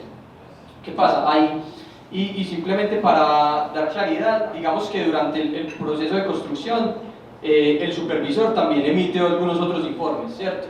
Son como informes de seguimiento del proyecto. Él no emite un informe semanal o un informe mensual como si les entrega, pues, a los constructores, a sus clientes, pero nos da por allá un informe cuando terminan las fundaciones, diciendo cómo estuvo como la ejecución de las fundaciones. Nos entrega otro informe por allá cuando termina la estructura, pues la subestructura, y nos entrega otro informe por allá cuando termina como la parte de muros de mampostería y fachadas. Y al final nos da un informe también como un informe final de obra. Y a esto se le adiciona, pues, el tema de las reservas técnicas que se puedan dar durante la ejecución del proyecto. Entonces, no sé, básicamente pues eso era lo que traía desde la presentación, pero aquí pues ya abierto como a todas sus preguntas. Bueno, Juan Fernando Betancourt, yo tengo dos preguntas. Señor. En el decreto 282. Juan Fernando Betancourt, de Inmobiliaria Escuadra. No, dos preguntitas. Una, en el decreto 282, en el parágrafo 1, dicen que los profesionales intervinientes en el proyecto, llámese diseñador, constructor, director de construcción, supervisor técnico, etcétera, y geotecnista, son responsables penal y patrimonialmente por el evento que pueda suceder. Cuando aplica este seguro, podrán quedar eximidos por lo menos de la parte patrimonial, porque la penal, si hablamos de pues lógicamente eso no lo puede excluir. Eso no es una pregunta más jurídica, pero quisiéramos saber si en el evento en que se aplique el seguro, por dado el siniestro, la responsabilidad patrimonial de los intervinientes queda cubierta o no. Esa es la primera. Y una segunda que pues, nos vemos abocados todos los días en cuanto al tema de postventas, que los clientes pues, no son claros o no tienen la claridad, y es lógico que no la tengan, entre el elemento no estructural, elemento arquitectónico y elemento operativo. Pero si en un evento, no sé cualquier evento, un elemento no estructural, por ejemplo un muro interior, amenaza ruina y podría generar pérdida de vidas humanas, definitivamente ahí no aplica seguro. Bueno, no. De cara a la primera pregunta, digamos que realmente el seguro exime responsabilidad como el tomador, ¿cierto? Quien sea como el tomador de ese seguro. Los demás, digamos que pues, siguen siendo responsables, pero ¿qué pasa? Pues digamos que si ya hubo una indemnización para esos compradores, pues en teoría ya sus pretensiones no pueden ser tan grandes, ¿cierto? Pero pueden seguir teniendo una responsabilidad, digamos que no automáticamente exime a todos los profesionales, sino que digamos cubre en nombre del tomador pues, o enajenador del proyecto. Entonces podría venirse también una repercusión frente a los demás. De cara a eso, nosotros hemos visto que se ha estado moviendo mucho lo que son las pólizas de responsabilidad civil profesional, ¿cierto? Y hoy en día nosotros les decimos, vea, para más tranquilidad de cara a esto, porque al final del día pues después pueden volver y remitir también con ustedes, es importante que usted pueda averiguar y contratar una póliza de responsabilidad civil profesional que salga también a protegerlos en ese momento. Entonces, esas pólizas de responsabilidad civil profesional no era algo que estuviera como muy estandarizado en nuestro medio, ¿cierto? Uno le preguntaba a las aseguradoras y digamos no tenían ese seguro, no existía, pero es algo que por ahí de un año hacia acá, digamos ha venido tomando, digamos, más fuerza y relevancia. Entonces eso sería como la manera también de cubrirse patrimonialmente de cara a eso, porque realmente pues sí puede haber, digamos, también una repercusión posterior contra los demás profesionales. Y frente a la segunda pregunta, que me la puedes recordar, qué pena que me... La de los elementos no estructurales Ah, también sí. hacen ruina. Listo, no, digamos que realmente no, aquí deberían ser, pues es solamente elementos estructurales, ¿cierto?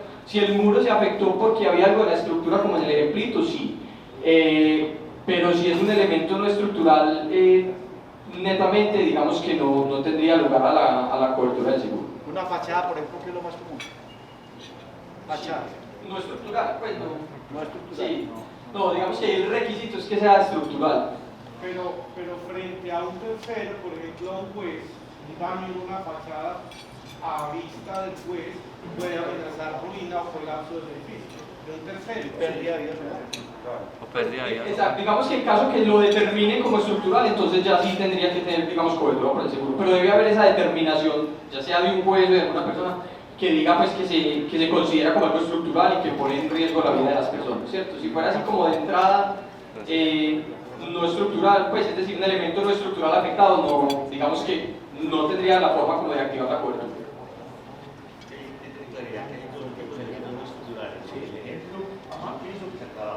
Dentro del código también hay elementos estructurales que están en el código, que tienen que ser calculados. O sea, está la dualidad y la condición.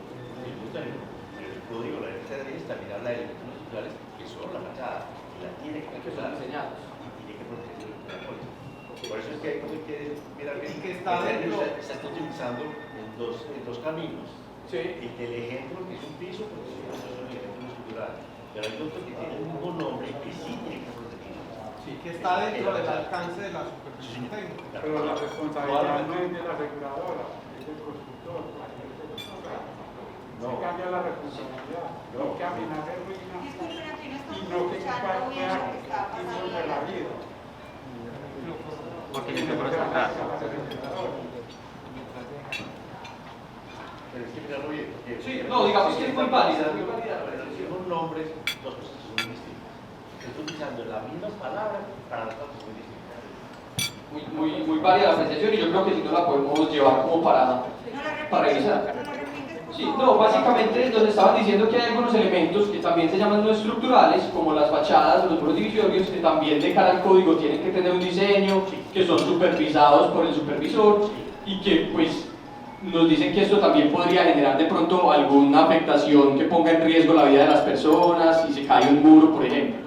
Entonces que si eso lo cubre el seguro, yo respondía pues que realmente hoy el criterio para que el seguro cubra es que sea un elemento estructural, pero es muy válida como la apreciación que nos hacen y creo que nos la llevamos, y como hemos hecho algunos ajustes pues de cara a la norma, yo creo que podríamos hacer revisiones también por ese lado. De hecho, Sí. las que más causan muertos no son las fachadas, las que caen a los transeúntes. Juan, hola. Natalia de Control Maestro. Tengo otras preguntas, Juan. ¿Me aclaras por favor si el dueño del proyecto sería igual al titular de la licencia? Primera. Segunda, el tomador, cuando el último beneficiario, que es el propietario del apartamento, tiene un crédito tipo leasing, que el apartamento y la escritura quedan a nombre del banco, no del propietario, durante esos 10 años, en el momento pues de ocurrir el evento, el banco como tomador le respondería a ese cliente como por el valor que tiene el crédito o por la totalidad. Y tercera, ahorita cuando estabas explicando como los cubrimientos adicionales, creo que se llamaba, mencionaste la torre de parqueaderos, pero por ejemplo nosotros le sacamos certificado técnico de ocupación a la torre de parqueaderos y a los parqueaderos, porque ellos tienen su matrícula inmobiliaria, igual que el cuarto útil, igual que el apartamento. Entonces creo que no debería ser una cobertura adicional, sino estar dentro de la póliza. Gracias.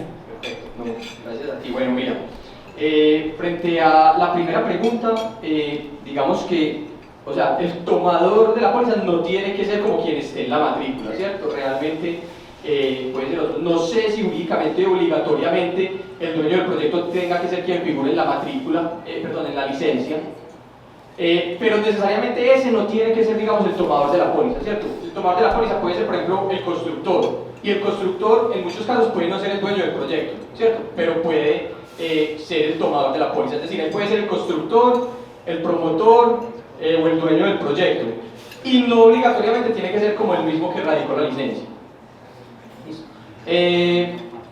La segunda pregunta. Cuando es con un leasing, Ah, sí, señor. Listo, no. Ahí, ¿qué pasa? Digamos que el banco se vuelve el primer beneficiario hasta por el monto de la deuda, como tú lo dices, ¿cierto? Entonces, primero se le paga al banco y lo que quede restando se le pagará, digamos, al propietario, ¿cierto? Porque hay como una responsabilidad de cara al banco. Es como un oneroso, como sucede como con los otros seguros.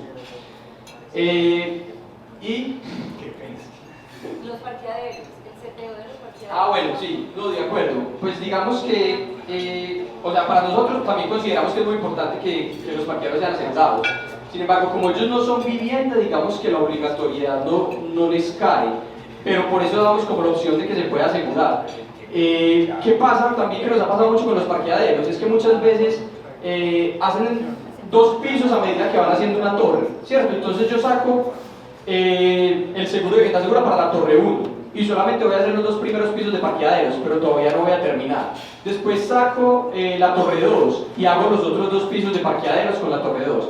¿Qué pasaría ahí? Tendría que tener un seguro para la torre 1, un seguro para la torre 2 y un seguro para la torre de parqueaderos, que como tú lo mencionas, pues también hay un seteo para esta, y esta iniciaría cuando ese edificio de parqueaderos también esté listo. O sea, habría como que separarlos así. Pero si, digamos, es potestativo que se asegure o no, digamos, esa torre de parqueaderos de cara a que la norma indica que es como para pues para la unidad de vivienda. Yo te quiero decir, la torre de parqueaderos está en los pisos inferiores, luego la vivienda en los superiores. No todos entonces la pueden. Ahí sí va con la misma torre porque hace parte de una unidad estructural. Digamos que el seguro es como por unidad estructural. Entonces ahí sí, si hace parte como de la misma torre, va de entrada con eso. Buenos días. Tengo también 3 preguntas. La primera es sobre el contrato de promesa de seguro que hablas. Y es que dices que va a tener varias condiciones que se tienen que cumplir en la construcción para que se pueda perfeccionar ya el contrato de seguro al final. El decreto 282 es muy claro de que la única condición que necesita es el certificado técnico de ocupación expedido por el supervisor técnico. Desde SURA, ¿qué otras condiciones le van a exigir al constructor y qué otras condiciones debe tener la obra para que se perfeccione el contrato de seguro? Esa es la pregunta. Déjame te responderla porque ya dice que se me olvidan las otras. Mira, digamos que de cara a eso, lo que tratamos de poner ahí es muy alineado como con lo que un supervisor necesitaría para emitir ese certificado técnico de ocupación, ¿cierto? Por ponerte un ejemplo, para el supervisor seguramente es importante que las reservas técnicas se levanten, ¿cierto? O que, no sé, las resistencias de todos los concretos cumplan para él emitir el certificado técnico de ocupación. Para nosotros principalmente lo que hacemos es que el supervisor haga como todo el acompañamiento, que levante esas reservas técnicas y que emita el certificado técnico de ocupación. Esas serían como las condiciones. Esperaríamos nosotros que eso esté alineado, digamos, con lo del supervisor, ¿cierto? Que sea muy similar, que para el supervisor también sea como requisito cumplir esto para emitir su certificado técnico de ocupación. Pero se nos pueden dar casos en los que el supervisor después diga, yo, pues, esa reserva está ahí, pero yo igual estoy tranquilo y emito el certificado técnico de ocupación. Ahí quedaríamos, digamos, como con la potestad de decir si hacemos el seguro o no hacemos el seguro, que lo dejaríamos ahí claro.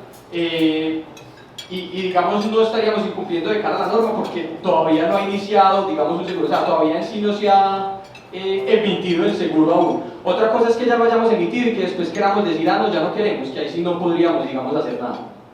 Sí, la idea de esta pregunta es más también como generar ese planteamiento porque el certificado técnico de ocupación se va a expedir antes de que esté totalmente construida la obra, o sea, es cuando se terminen los elementos no estructurales, pero me faltan acabados, de pronto entregar al municipio todo el tema del urbanismo, entonces es como que esas condiciones que vaya a exigir SURA de pronto no se vayan a exceder a lo que me está pidiendo la norma y es que se expida el certificado técnico de ocupación que claramente tiene que cumplir con unas condiciones que me acabas de decir. ¿Sabes qué? De cara a eso quisiera decir algo porque sí ha sido, digamos, es un tema que todavía no hemos podido terminar de definir y es ese tema de la emisión del certificado técnico. Porque como tú bien lo dices, pues se emite antes de terminar efectivamente toda la obra y así digamos que se da en la práctica para adelantar procesos de escrituración y todo eso, pero que para nosotros, digamos como aseguradora, sería ideal, o hoy lo vemos que si es un certificado técnico de ocupación, que se emita en el momento que se pueda ocupar la vivienda, ¿cierto? Sabemos que así no es la práctica y hoy en día pues estamos pidiéndole también al ente regulador que nos ayude como a definir cómo se podría manejar esto, si se podría tener un certificado técnico de ocupación. Pues esto es una cosa que se me ocurre a mí, pues inicial, que permita la escrituración, pero que se haga un certificado técnico de ocupación cuando efectivamente se puede ocupar la vivienda. Hoy en día, como digo, eso no lo tenemos resuelto y es algo que tenemos ahí, pues digamos, por terminar de resolver. Listo. Mi segunda pregunta es, desde Sura, ¿ustedes tienen alguna propuesta comercial o están elaborando alguna propuesta comercial para cobijar los proyectos en todo este montón de contratos de seguros concatenados que van a acompañar el proyecto? O sea, el todo riesgo construcción, el actual, el decenal, y por qué no también el que se tiene que adquirir en el momento de habitar la copropiedad. Ustedes de pronto, desde el punto de vista comercial, ¿están pensando en algún paquete o en algo que pueda ser más favorable a los intereses pues, de sus clientes? Sí, o sea, digamos que sí lo tenemos, o sea, hemos pensado en hacerlo, dos seguros aparte, pero con el seguro de construcción, que te permita de pronto tener una tasa menor en el seguro de construcción si contratas las dos. Por ese lado lo hemos mirado mucho. ¿Qué pasa? Hoy en Sura no comercializamos el de copropiedades, por ejemplo, ¿cierto? Hoy no tenemos ese ramo, entonces no podríamos juntarlo con ese de copropiedades, al menos al día de hoy. Pero también tenemos otro tema, y es que hemos visto que también pues algunos colegas del mercado han supeditado el seguro a que tenga, por ejemplo, el de construcción, y nosotros tampoco queremos volverlo como una obligación. O sea, si usted viene y me dice que es que no tiene el seguro de construcción con nosotros, pero quiere que miremos el de vivienda segura, lo podemos hacer y no te vamos a obligar a que contrates el de construcción con nosotros, ¿cierto? Pero sí te podemos armar un paquete, como tú decías, y normalmente todavía no podemos decirte te damos un descuento en vivienda segura, porque digamos que este es un seguro con el que estamos arrancando, estamos viendo si la tarifación sí nos da, no nos da, entonces no habría como lugar a dar descuento ahí, pero sí lo hacemos con el lado de construcción, que ya digamos tenemos un mercado mucho más establecido, unas tarifas como mucho más maduras en el mercado. Entonces el paquete que buscamos hacer es con construcción y con responsabilidad civil derivada de construcción. Perfecto, y ya la última pregunta es, ahorita que hablabas de las viviendas que eran subsidiadas y que el porcentaje de su pago se hacía con recursos pues provenientes de subsidios, decías que la cobertura iba a ser total. ¿Esta cobertura es opcional o va a ser, o sea, o ya hace parte del clausulado general que se va a subsidiar al 100%? Porque eso claramente tiene costo, pues sí tiene incidencia en el costo de la póliza. No, pues realmente es, o sea, tenemos planteada la cobertura y queremos que así sea, pero como tú dices, como es algo de la norma, no es algo que podamos imponer. Si un constructor viene y nos dice, no, es que yo sé que el 30% es subsidio, si lo quiero asegurar así, no nos vamos a negar, pues porque realmente la norma lo permite. Sin embargo, de cara como a que se presenten posteriores inconvenientes en indemnizaciones, en valores asegurados pues que de pronto no son suficientes para cubrir, si es como sugerencia pues, y como de entrada te lo ofreceremos por el 100%. De cara también a lo que mencionabas ahorita de paquetes, mientras le llega ya el micrófono, también nos han planteado mucho el tema como de tenerlo más bien como open cover. Ustedes conocen las open cover de construcción y es, venga, que yo ya tenga unos términos pactados para todos los proyectos que voy a hacer en el año, por ejemplo, ¿cierto? ¿Qué pasa? Nos lo han preguntado mucho en Vivienda Segura, pero digamos al menos por este primer año todavía digamos no, o sea, lo estamos estudiando, pero todavía no estamos ofreciendo esa opción de open cover, porque nuevamente tenemos que empezar a ver cómo se va a comportar la solución, cómo se va a comportar el mercado y si digamos las tarifas sí van a ser adecuadas o no a lo que estamos pensando. Qué pena, Diana. No, esto es más una claridad que no hemos podido obtener nosotros al interior de los comités de supervisión jurídica de la SAID y de Camacol. El certificado técnico de ocupación y el certificado de habitabilidad. El certificado técnico de ocupación es responsabilidad de supervisor técnico y lo emite cuando todos los elementos estructurales y no estructurales son completos, con la celeridad que el gerente y el constructor requieren para que pueda ser protocolizable el reglamento y de esa manera pues evitar costos de escrituración. Pero el certificado de habitabilidad, que es muy doloroso tener, porque todos lo han tenido acá, es juntar todas las entidades, obras públicas, bomberos, planeación y que el edificio efectivamente sea habitable. Entonces en ese momento es que se genera el certificado de habitabilidad y no es responsabilidad del supervisor técnico. es responsabilidad del constructor y gerente del proyecto. El supervisor tiene alguna injerencia. No, el supervisor técnico tiene certificado técnico de ocupación. Porque Ahora, se puede emitir. Exacto. Se puede emitir el certificado técnico de ocupación y, por ejemplo, en obras públicas todavía la vía está sin pavimentar. Eso es una cosa distinta. Son Aquí distintos. parece que hay una imprecisión jurídica en esa apreciación. El certificado técnico de ocupación lo reguló la ley 400. Y esa ley 400, cuando la salió la 1796, lo derogó totalmente. Y fíjense en el último, el literal K, está derogando la ley, el certificado técnico de ocupación. Lo que pasa es que los municipios, bajo ese certificado técnico, y como tenía Medellín, generó unos decretos que era para entregar el urbanismo completo y revisar todas las normas de urbanismo. Entonces, esa norma quedó volando. Y en este momento los municipios está el vacío legal frente a lo que llamaban de habitabilidad. No en ninguna parte hay algo que diga que hay certificado de habitabilidad, que se llamaba certificado técnico de ocupación. El certificado de ocupación, y estaba en la ley 400 y está derogado. Hoy está derogado. Y cuando ya entra en vigencia toda la 1796 completo, queda derogado totalmente. Y está derogado. Sacaron unos transitorios que pegaban unos pedacitos mal pegados, porque eso quedó mal en la 1796. Entonces, hoy, con el seguro y con todo, para mí, el de habitabilidad de los municipios está derogado. Y yo ya me he ganado procesos así en los municipios, con el certificado técnico de ocupación solo. Y es el que está vigente hoy. Queda es el que da el supervisor técnico. Muy válido. De lo que escucho, pues me parece que ese que era de habitabilidad y de cara, digamos, al seguro, digamos que ese se emite en el momento en el que debería iniciar la cobertura, ¿cierto? Solamente pues como a modo de opinión, obviamente pues nos tenemos que apegar a lo que la norma diga, pero yo creo que sí, y también pues hace falta que se dé una claridad de cara a esto desde la norma, pues y que dejen claro, porque por tiempo creo que sería el ideal para iniciar la cobertura, pero es muy importante que el supervisor técnico dé su visto bueno también de cara al inicio de la cobertura. Entonces, mejor dicho, como les digo, ese es un tema que todavía no tenemos resuelto y que hemos hecho las respectivas consultas con el Ministerio de Vivienda y con todo el mundo, pero que hoy no tenemos pues una respuesta definitiva. Hola, buenos días.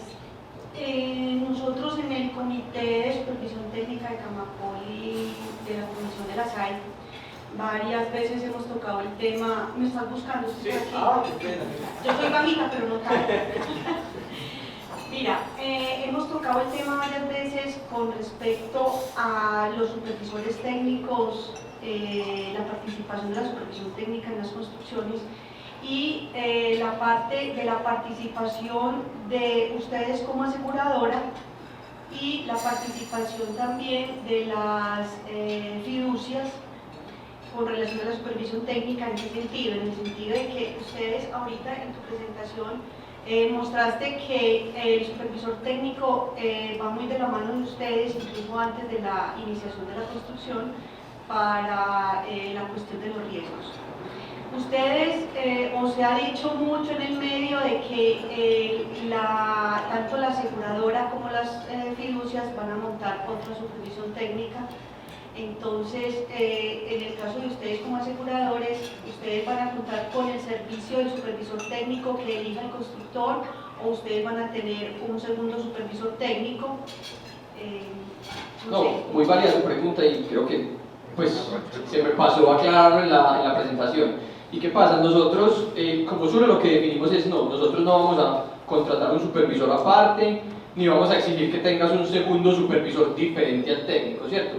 Que es lo que hemos venido haciendo, es, venga, nosotros vamos a aceptar el supervisor con el que usted viene trabajando, pero primero vamos a conversar con él y vamos a ver si él está dispuesto, digamos, a acompañarnos desde esa parte de gestión del riesgo que les decía, ¿cierto? Entonces es más como desde, en seguro lo llamamos el apetito de riesgo, ¿cierto? Nosotros te diremos, vení, pues ya conversamos con el supervisor y podemos emitir el seguro con el supervisor que tú tienes, con el que vas a trabajar. O te podemos decir, no, pues definitivamente no podríamos emitirte un seguro si vas a trabajar con el supervisor porque pues conversamos con él y digamos que no está interesado en hacer la parte de gestión de riesgos. pero sería como el que elija el constructor, siempre y cuando, digamos, se acople a lo que queremos desde el seguro, desde ese punto de vista. No sería otro adicional ni independiente. Lo podía tomar como una evaluación del supervisor técnico, o sea, tiene que ser avalado por ustedes. Pues sería una evaluación desde el riesgo, o sea, como igual cuando nos llega nosotros miramos y evaluamos el supervisor que va a ir, pero evaluamos la experiencia del diseñador, pero evaluamos la del geotecnista, evaluamos la del constructor y te decimos, sí, mira, esta es la propuesta de seguro, o te decimos, en esta oportunidad no te podemos presentar condiciones de seguro. Sería más como desde ahí, pero sí sería como desde la evaluación de riesgo, como decir si iríamos con el seguro o no iríamos con el seguro. Bueno, en el caso tal de que ustedes no se puedan poner de acuerdo con el supervisor técnico elegido por el constructor, ¿de quién es la responsabilidad del pago de esa supervisión técnica adicional? No, pues es que realmente no se contrataría un adicional, pues digamos que realmente, ¿cómo se haría? O sea, digamos que el pago del supervisor es entre el constructor y el supervisor, ellos acuerdan. Nosotros desde el apetito te decimos si, o sea, podemos presentar un seguro o no podemos presentar un seguro de acuerdo con eso, pero sería así. Yo hago dos preguntas. Una muy importante es que este seguro se creó fue para proteger al comprador, ¿cierto? Entonces, cuando uno hace el ejercicio, el comprador, ¿cómo está?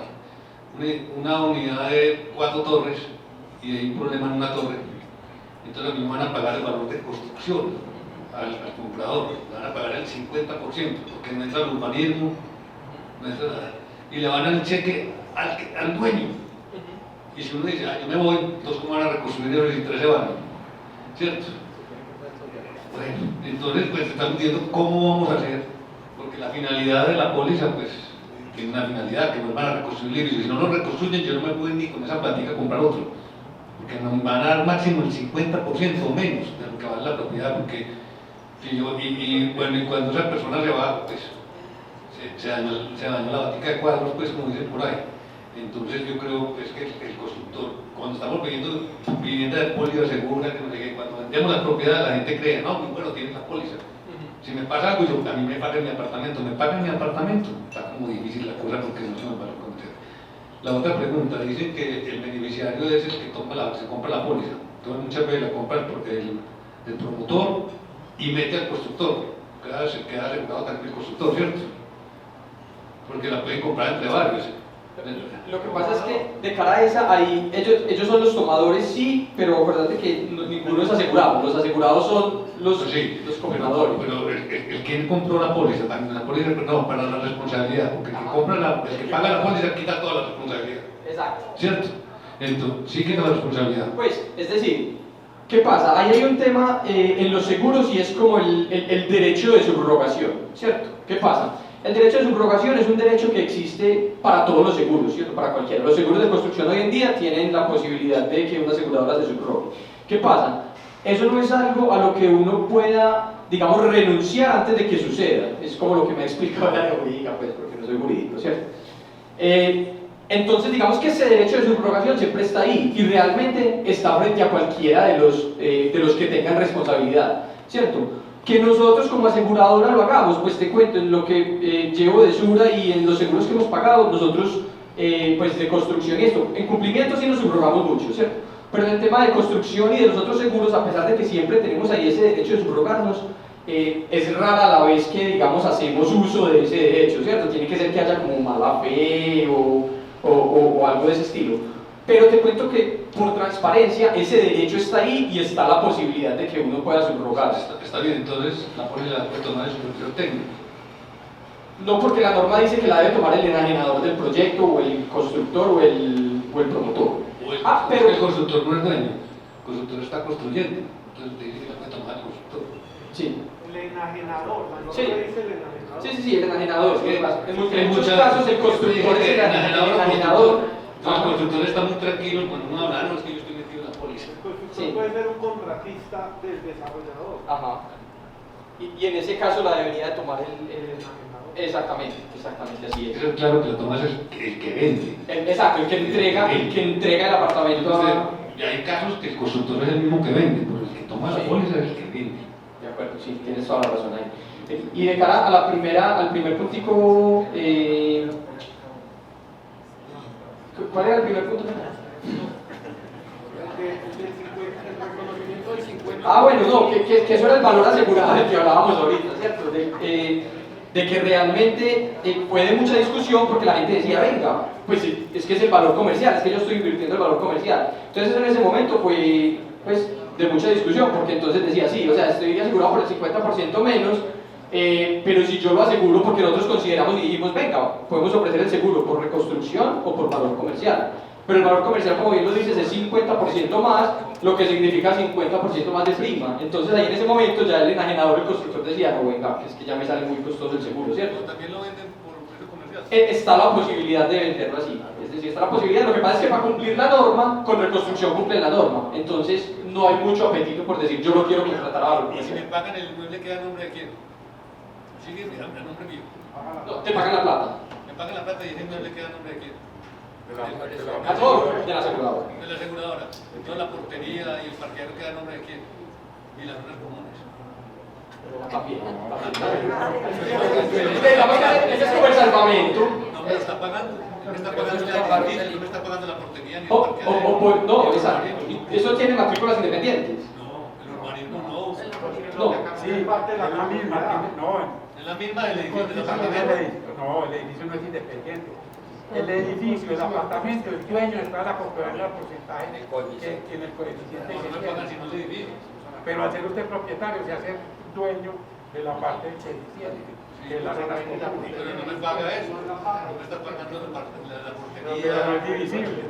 No es divisible material ni el dinero. Pero me lo diga a pagar, no me la pregunta que te hago.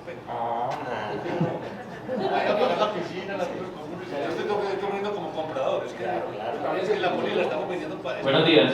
Hola, buenos días. Frente al proceso con la supervisión técnica, para ustedes emitir el contrato de promesa, ¿tenemos que tener ya contratada la supervisión técnica o es un proceso posterior? No, digamos que ya debes tener definido cuál va a ser el supervisor técnico con el que vas a trabajar. Y como te mencionaba ahí, hay un informe inicial de evaluación que ya el supervisor técnico debe emitir. Ya pues la negociación entre ustedes será pues que negocies, por ahora solamente te voy a pagar el informe inicial, pero, o sea, lo ideal es que ya esté definido, de cara al contrato se sepa quién es el supervisor. ¿Listo? O sea, ¿ustedes exigen un soporte de un contrato o alguna cosa del supervisor? Pues los seguros se basan mucho en la buena fe. Realmente pues no te vamos a decir, mándanos el soporte de que ya hiciste el contrato con él, pero si vos me decís, mira, voy a trabajar con este, y este te hizo el informe de cero, pues nosotros ya, para nosotros eso es suficiente, pues. El valor de la prima en orden presupuestal. Sí, listo, no, esa es muy válida, y digamos que de los ejercicios que hemos hecho pues hasta ahora y de lo que hemos cotizado, hemos encontrado que las tasas que se aplican al seguro están del orden del 0.8% al 1,20%, ¿cierto? Dependiendo de las condiciones de riesgo. Si es un edificio con muchos sótanos o con unos taludes difíciles, entonces va a estar por el tope de arriba. Si no es tanto, por el tope de abajo. ¿Del costo directo o del costo directo? Del costo directo, o sea, del valor asegurado, ¿cierto? Del valor asegurado, o sea, del costo de reconstrucción. Exacto. Tiene diseños más costo directo. Ah, costo directo más honorario. Exacto, sí, o sea, será el valor asegurado, el que explicábamos, el valor asegurado, sobre eso aplicaría. Esos son como los ejercicios que hemos hecho hasta ahora. Y en ese rango han estado todas como las que hemos cotizado.